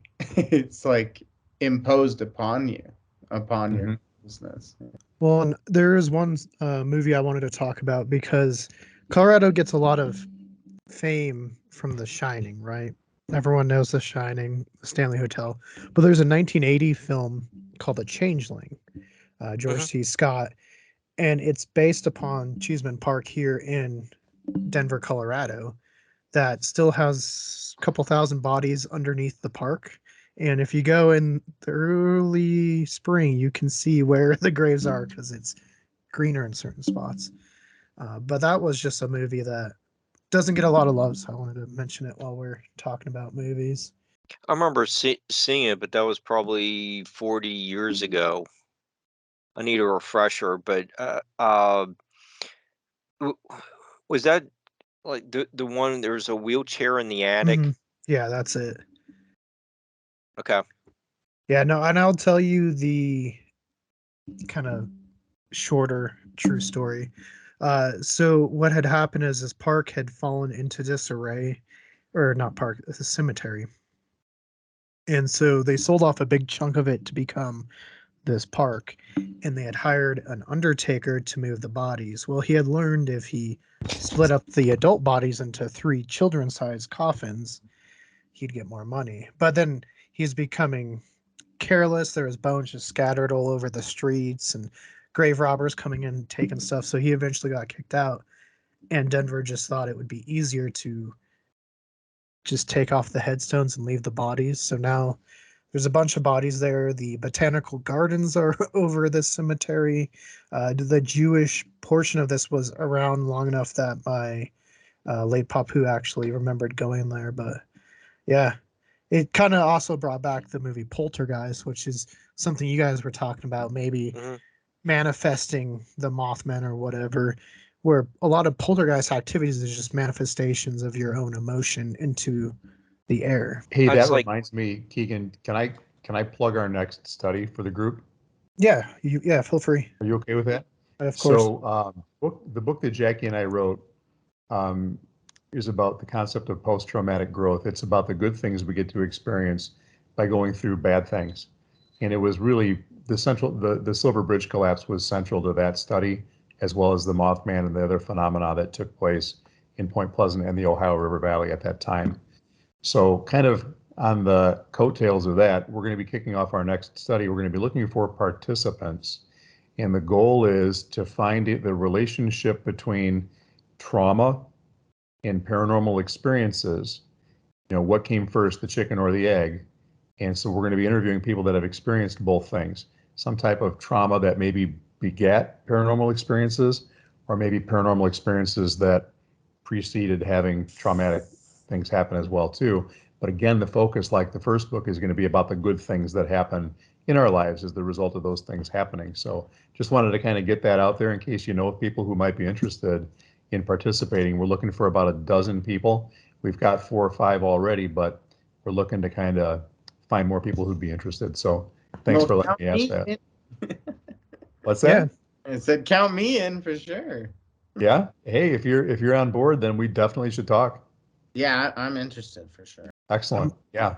That sounds like a super cool research project, and it makes me happy to know that you guys have the passion and dedication to actually like follow through with a project like that, you know. And thank you for saying that. To me, it seems that if we can't use our ambitions and our interests and our passions to be able to be of service to our fellow people, then we're missing the boat. And that project that we did in Point Pleasant is one of the, I think, most important things I've ever spent my time on. Not because it's a wonderful book, but because it really enriched those people's lives, and they were able to take a look at the trauma they went through and see how far they've come. And that was really, really validating for us. Yeah, I think so too. That they aren't, the people would realize that they aren't alone in what happened. Other people, it's a way to connect with other people. That, oh, hey, hey, we came out the other side. We never forgot, but we're doing better because of it. Yeah, Rick Handley, who was one of the guys who was in our study in that book, he talked about, sitting down and talking about the bridge collapse and then the Marshall University plane crash that happened a few years later. And he said, I've never been in the same room and talked about two disasters happening in my life. He wasn't even really conscious of it, but then he was able to focus on all these good things that happened in his life, kind of because when you go through that stuff, you realize you have the capability of getting past it, and you integrate it into your life story, and all of a sudden it becomes a springboard to grow and to help other people too. Well, in your book, I think also can help a lot of people humanize the disaster, because I think so many people with the Mothman stuff, the people are secondary. It's all Mothman, and that's what I liked about your book, is about the people and telling their stories. And I think you guys did an excellent job. Thank you. Thank you. We really think the best part of the book is the interviews. Just having those in there made such a difference. Yeah, no, it's always good to tell people stories, and those are my favorite ones to read. Just hearing, I know like Wally shared his story, seeing the Tic Tac, and we've heard different experiences. So I always think it's good to try to share and give people a platform to tell their stuff. Well, thanks. Hey, on the heels of that, I'm one of those early risers who's really burning the candle at both ends right now too. Yeah, So I think I'm gonna have to cut bait. But thanks, guys. Thanks for putting this on. This has been fun. yeah, Thank for sure. you. Thanks, Bill. Nice talking with you again. So good to meet you. Yeah, nice meeting you, gentlemen. Nice to meet you, Bill. And thanks, Jackie, for correcting me. I sure will. You guys have a good night. We'll talk to you soon. Yeah, talk to you soon, Bill. Bye-bye. Well, Bye. So, Wally, what are you working on currently? Because I know we've talked about some of your books already, but what's your next steps in this journey that you're taking? was definitely a journey. I am writing a third book, and I've kind of turned it into spirituality. For me now, it's not about UFOs anymore. I mean, that's a moot subject for me now. It's all about disclosure and working that into our society without our society falling apart. There's a part of me that says the Magic 12 and the other groups that we've mentioned, secret groups, clandestine groups, they may be afraid to lose their power, or they may be afraid that we would fall apart as a society because the capitalist system really operates off of energy. And if energy was free, we fall apart. I mean, energy controls everything in this country, at least right now, whether it's oil, gas, or all the ancillary jobs that it's, out there with it.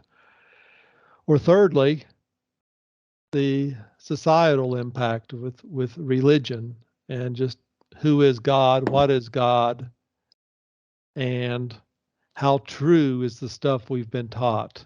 And it's this latter point that I'm focusing on with my next book. It'll probably be my last book. It's getting harder and harder for me to stay focused to write now, but maybe my place in society is to help or to enlighten, if I could use that word, people that have been, I don't want to get myself in trouble, but brainwashed or indoctrinated to the point where they just don't believe anything outside the Bible. That the Bible is totally God's word, each and every word of it. And if you go against that, then, you're Satan or one of Satan's allies, or you're a non-believer, or you're going to hell. So much of the stuff I have studied here within the last 2 years, it's inclusive of all religions. And that includes Hinduism, Buddhism, and to a lesser extent, Islam. I have come to the conclusion that really what Jesus was teaching is the same thing that Krishna taught, the same thing that Mohammed taught before the abrogation. These enlightened beings came here to teach us. Granted, Jesus was perhaps a hybrid where Krishna or Buddha wasn't, but if you look at the teachings, and that's one thing I'm really focusing on now, not who they were, but what they came here to do. And they all shared their knowledge with us.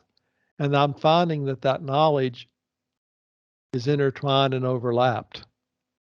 And a lot of that is left out of our secular Christian teaching today.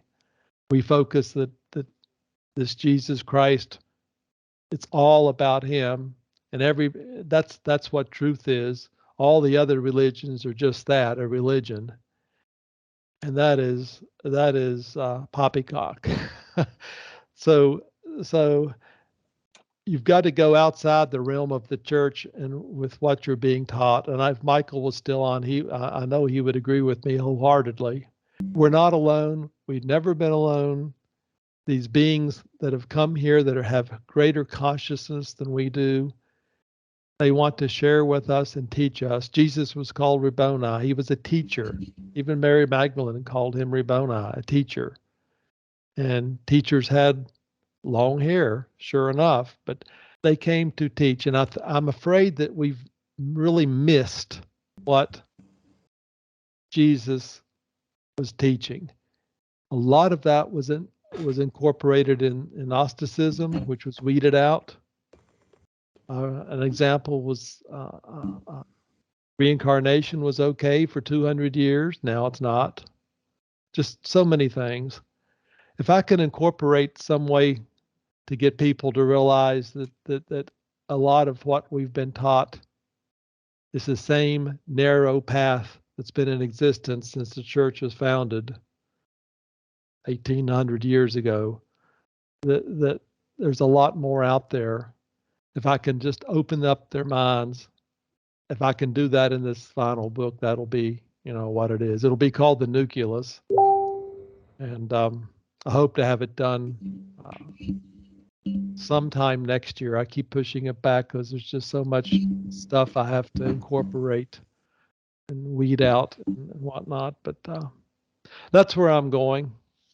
I just I want to mean, oh, go ahead. Wallace, that your mission statement, I think, is very beautiful. It's profound, and it just resonates with what my cousin Sam and I have talked about with each other for essentially our whole lives. That being constrained to the word of the gospel and the certain mindsets that certain people have towards that has always just been really frustrating for us. And when we It's a hindrance for disclosure. yeah, yeah, It is. but I just that really resonates with me, because the more people that we can just open this concept to, I think the closer and the more positive the timeline progression will be to acceptance of this thing, ubiquitously speaking. Thank you. That's very well stated. David, what were you gonna say? Oh, I was just gonna say what you were talking about, the actual teachings and stuff. I feel like at the end of the day, it's all about love, and yet so many organized religions now have gotten away from that, and it's more about how can we use this to harm people who don't agree with us, or how much can we use this to gain more power, or what Yeah, can we there's do to that further power our art. cause? Yeah. One or the other. It's either the wheat or the chaff. Yeah. Oh yeah. I I'm mean, fully convinced the universe is intertwined. Well, let me put it this way: the common denominator of everything in the universe is just what you mentioned, David. Love. It's all about love. I don't even believe in hell anymore. I mean, I used to, but I don't anymore. I don't believe that you're held or raked over the coals once you pass over. I think it's all a learning experience, and it's because of mercy and forgiveness and the agape love that you'll have another lifetime to continue to build up your consciousness. learn some more stuff. Exactly. That's why we're here now. We're all babes. I do not have my movie, or I would put Babe up. It's one of our running jokes. Sam knows. God, no. If you guys are ever at a Goodwill and come across a VHS. Babe VHS, We found like 25. you could send it to either Keegan or I, and we will appreciate it. Mark, have you had any recent shows you want to talk about? Because you're on Nightlight. Yeah, I did a plug for the Ancient Artifact Preservation Society conference, October 6th and 7th in Harris, Michigan. Did that one on Tuesday. I have a bunch of shows coming up. I forget the date. Fred Saluga's book, West Virginia Paranormal Gateway, coming up. We'll just kind of be looking at a few samples from the Parkersburg area with some multiple eyewitnesses. I have another Mothman legacy kind of show on November 14th. An unconfirmed USO show on December 12th. For some reason, you would think a whole bunch of people would want to be on in October for Halloween, and for some reason, had a bunch of cancellations, and now I'm getting everybody wants to be on closer to Christmas to get the book sales. Hmm. So I don't know if there's like some kind of shift there. For some reason, this has been kind of an odd year for some of these bookings, but yeah, I've been working on continuing to bring a number of interesting new topics to Nightlight. Left a message with someone today. It's kind of like a true crime type of story. So hopefully that will happen. And just check in on barbaradalong.com and see what uh, the kinds of guests we're having there. I think they're good shows. We just need to get all the confirmations, but we're still plugging along. Yeah, no, you always have some fun guests, so it's always Yeah, good. we work hard at developing the shows. Hmm. No, you do a lot of research too. I know. I know when we've talked back and forth too, we've put a lot of thought. And I know Sam and I appreciate all the help you've given us as well. So A great time collaborating with so many people. yeah, no, I love working with other people. David, you forgive me if you have done an episode on the Lubbock Lights. I've had some stuff happen. My mind's not working 100% today. But have you been out to Lubbock? We've been out there. We haven't really done anything on that. We've more driven through on the way to other places. We haven't gotten to focus on that because we definitely want to go out to like Cadillac Ranch and stuff that's near there and all that. Definitely a hot spot of activity though. I know there's been a bunch of stuff in that area. Yeah, for sure. I know we did a Project Blue Book episode on the Lubbock Lights, so we've always been interested on going down there. Hey, maybe we can do a big crossover. That's another idea. Yeah, definitely game for that. It'd be a lot of fun. Any fun paranormal stuff that you're having the pipeline? Not right now. I mean, I know we got the investigation I was talking to you about. We're doing that later on next month, but since we're talking about sci-fi and movies, like horrors kind of like that. So for Halloween season, we do have one cool episode coming out that's focusing on the Texas Chainsaw Massacre movie and some of the locations in that. It seemed appropriate for this area. So Are you staying at the gas station? we are not, we didn't stay there. We went You went and there? so it's very cool, but it Yeah. wasn't like I need to stay here cool. Yeah. Uh, it was, I mean, I like that they preserved it, that they've done what they can with it. It's definitely worth checking out if you're any kind of horror fan. It's super cool to see, but I don't think there's really that need to. I don't think you would get that much out of it by staying the night there. They basically have built small little like portable buildings behind the gas station that it's like a little hotel room type thing that you stay there. And they tried to hype it up like, oh, and there's only one bathroom and you have to leave your cabin to use it. And it's like, oh no, I got to go outside for 2 minutes. Like It's gonna get me. yeah, exactly. It's like, if the guy's going to kill me, I don't think this closed door made out of plywood is really going to stop him. I don't think he was like, dang it, they had to come out to go pee. That's what I was waiting for. Uh, but it's pretty cool. And then there's a couple other places out there that it's an interesting little story just behind it all. But yeah, we got that coming up. And, who knows from there? We're definitely hoping to do some more investigation type stuff coming up before the end of this year. So yeah, exciting things. Yeah, for sure. No, and I recommend your show as well. I think I've said that before. We didn't hit you up on your favorite like sci-fi movies. I am not the one to ask about this. My favorite sci-fi tends to be almost more fantasy, like Star Wars, things like that.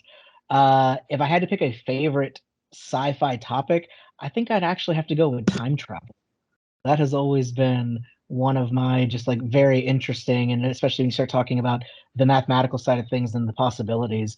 But like Doctor Who is one of my favorite shows, and a lot of that, even though it's definitely done for entertainment, and a lot of it's kind of what we were talking about, how some of this paranormal stuff could theoretically have scientific reasoning behind it. And I know that happens a lot in that show where it's like, oh, you thought it was a werewolf, but it was actually this alien thing that did this and this, and it looks like, So they have a lot of funny stuff like that. But yeah, I think that whole realm, I think even, no matter how versed you are in things, I think it's great storytelling that's really at the heart of it. And I think that's kind of what propels people forward, because at the end of the day, all of this is combined together to the story of us basically wanting to further, our expeditions and our adventures through life. David, have you ever seen Star Trek Next Generation Oh yeah, yeah. with Jean-Luc Picard and Absolutely.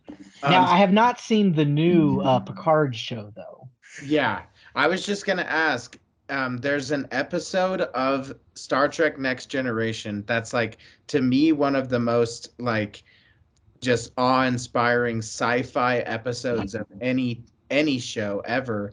And the episode is literally called The Traveler, and it's about how there's so many different like species. It's essentially like a galactic federation in Star Trek, but there's this being that looks unlike any other of the Star Trek beings. And he's got like this kind of like third eye sort of thing, and you never see any being that looks just like that, except for that one episode, and that being essentially becomes the main character of the episode. But he can use his consciousness to project their ship like billions of light years away almost instantaneously, and it essentially turns into like a time loop, time travel sort of thing, where to this being time doesn't exist because his consciousness is perceiving in a higher dimension. He's just so beyond it. Yeah, and it's just such a cool episode. So if you've never seen it, you should really check. It's just called The Traveler. Yeah, I'll definitely check that out. Oh, and since we're talking about time travel and we are here with this group, I gotta say, Bill and Ted's Excellent Adventure, simply because they bring Billy the Kid along.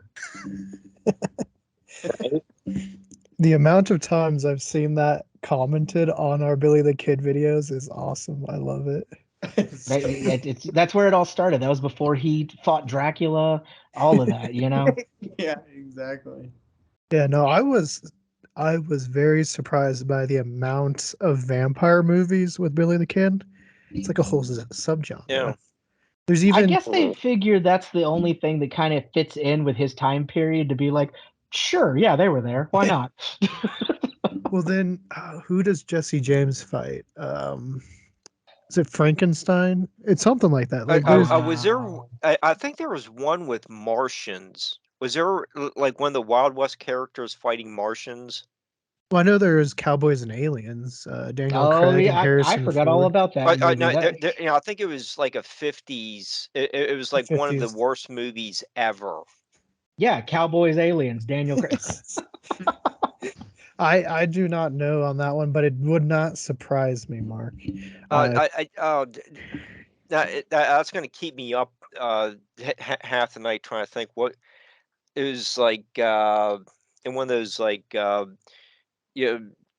top 10, a book of the top 10 of everything, and it was considered one of the all-time worst movies behind Plan 9 from Outer Space.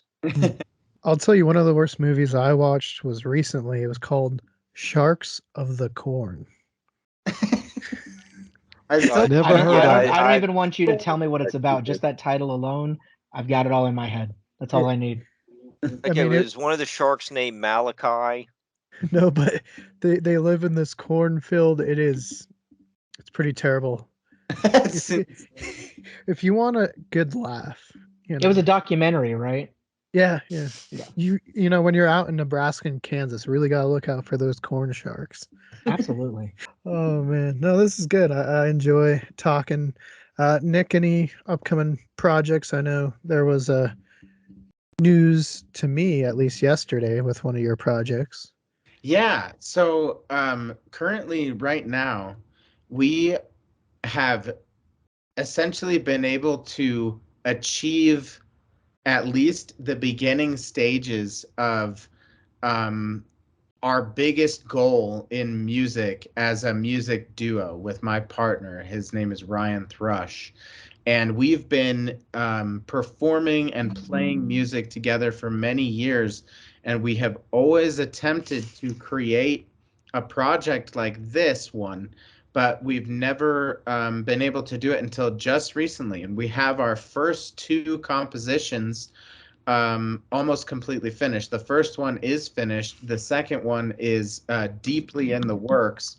But we're spending like over 100 hours, and we're making all of our own original psychedelic, like alien music from scratch. So we are actually generating all the frequencies using different programs through Ableton Live and through Logic to also our voices. So we're generating frequencies and creating synthetic sounds and also organic natural sounds with different percussive instruments that I'm using and our own voices. But this project will be coming soon, and be on the lookout for us. We will just be under the name Horde, Horde. And our whole concept for this project is that we are attempting to create interesting frequencies that can show the Galactic Federation that humans are worthy of leveling up. Very cool. So, David, any Texas sites that you feel don't get enough love that you'd like to see more people check out or anything No, like that? we No? need less people here. Just send everybody back to anywhere else. Uh, you know, there's always seems to be something interesting everywhere here. Like it's a crazy state. There's just so much random stuff hidden in little corners of places here. I think honestly, getting out of the like, I guess the major big cities would be Dallas, Houston, San Antonio, is probably Austin, of course.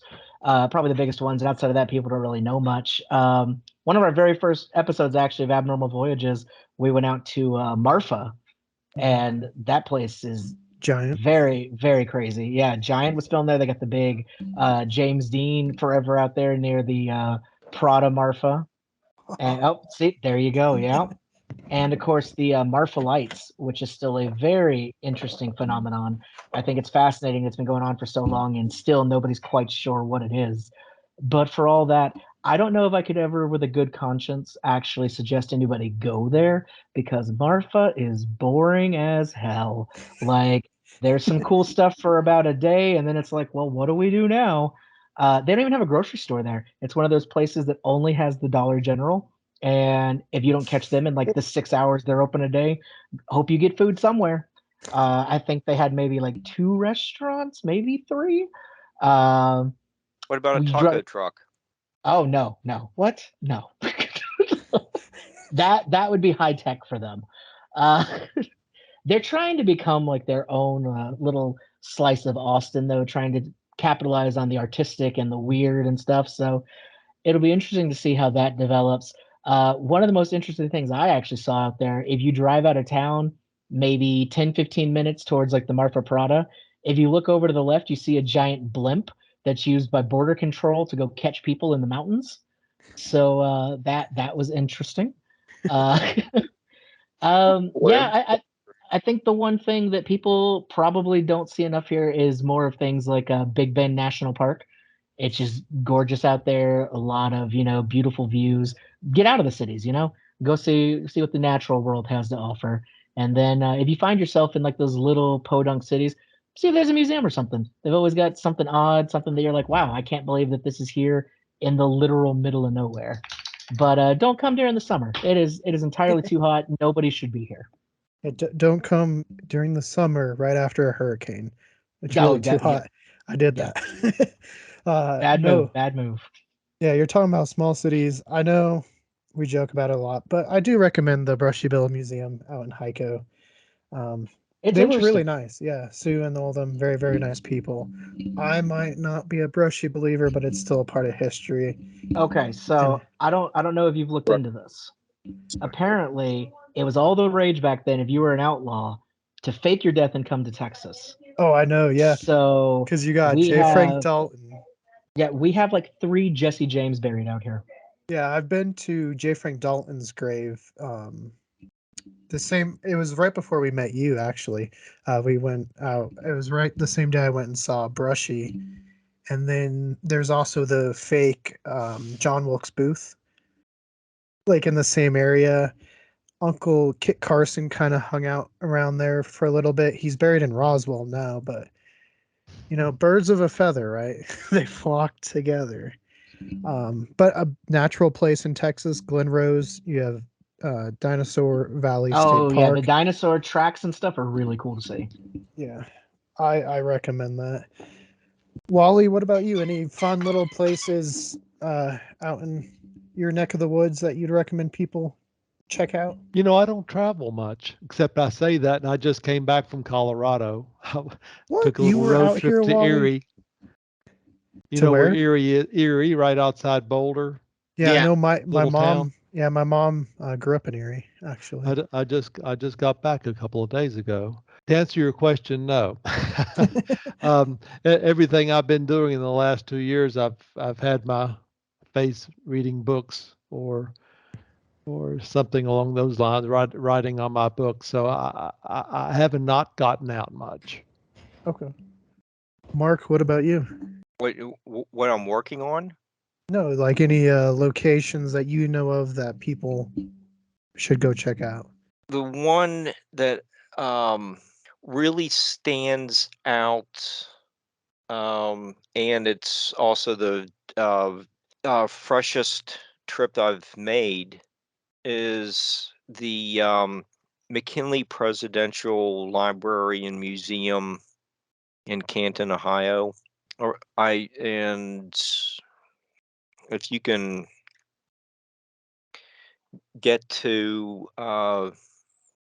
Noble's Pond, that is west of Canton on Fulton, take Fulton Road westbound, and it's out there, it's 6 or 7 miles. Uh, I found that to be a serene walk around the pond, and the vegetation that's growing there, and I just really enjoyed the um, dinosaur displays that the McKinley Museum has in the basement, and they have all the other presidential stuff there. The mausoleum for the president and first lady, and I think their daughter's buried with them.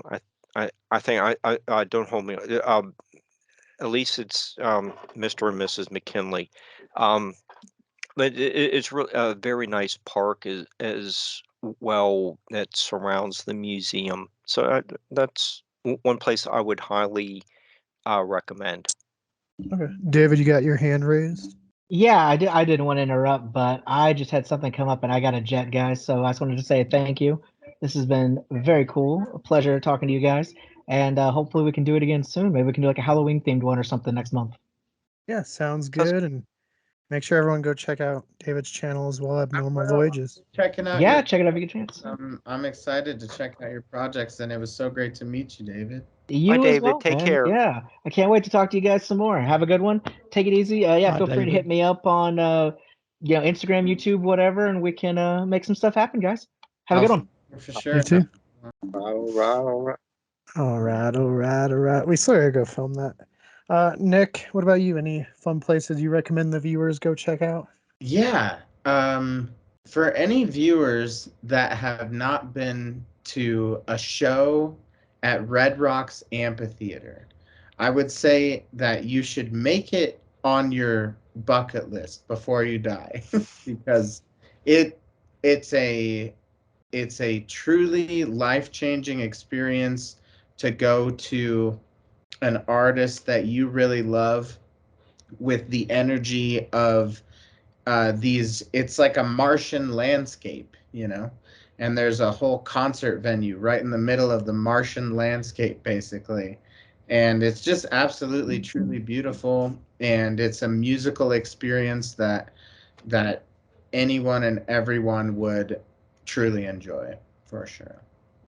Agreed. It's super beautiful. I had my graduation there, actually. Hell yeah. Sam, any places we've gone to recently that you would recommend people checking out? Any camping trips I know we've talked about we want to do near a certain sand dune area? I know which one you're talking about, and I was thinking about that. But I mean, I would definitely say the UFO Watchtower up near Alamosa, because it's actually pretty cool. Yeah, and you can camp there, which is really cool. Yeah, you can camp there. You could do camper or tents if you wanted to. At the UFO Watchtower? Yeah, and it's Yeah. a dark light, so there's no lights at night, so you can see everything, all the stars perfectly. Oh man, I might have to sneak my way into your travel bag on that trip. I mean, if you want to Sounds sneak your interesting. yeah, if you want to sneak your way into our investigation at Adams State later in October, feel free. That's awesome. We're going back there. I would say if people want something kind of kooky and fun in Colorado, there is the Summer White House. Me and Sam did a little vlog on it. They didn't finish it. What? Don't follow Google. Yeah, don't follow Google. It's gonna make you try to climb up a cliff. There's a parking lot like 5 feet away from it, so do that parking lot instead. Google will try to make you hike 25 miles to get to it. But yeah, it's pretty cool. It's right above kind of where Bandamere used to be, near the Red Rocks location to kind of tie in with Nick. And I know we've talked to Roswell, Billy the Kid. Those locations are always good. So, but yeah, guys, thank you again for joining. I'm gonna go take some pain medication real quick and go to bed. All right. I had fun. Thank you. Enjoyed it, guys. Yeah. Yes, Have a thank great you. day, you guys. Much love. Can't wait for the next one. Yeah, we'll do Thank you another so one soon. much. All Thank right. you. Good night. Good night. Bye.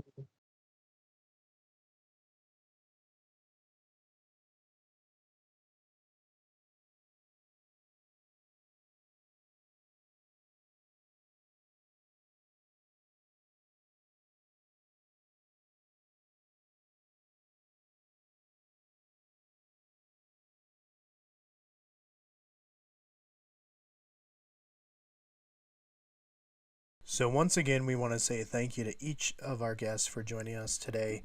It was a fantastic show, and we are so grateful that they were able to take some time out of their days to join us and give some insights on the topics they are most familiar with and passionate for.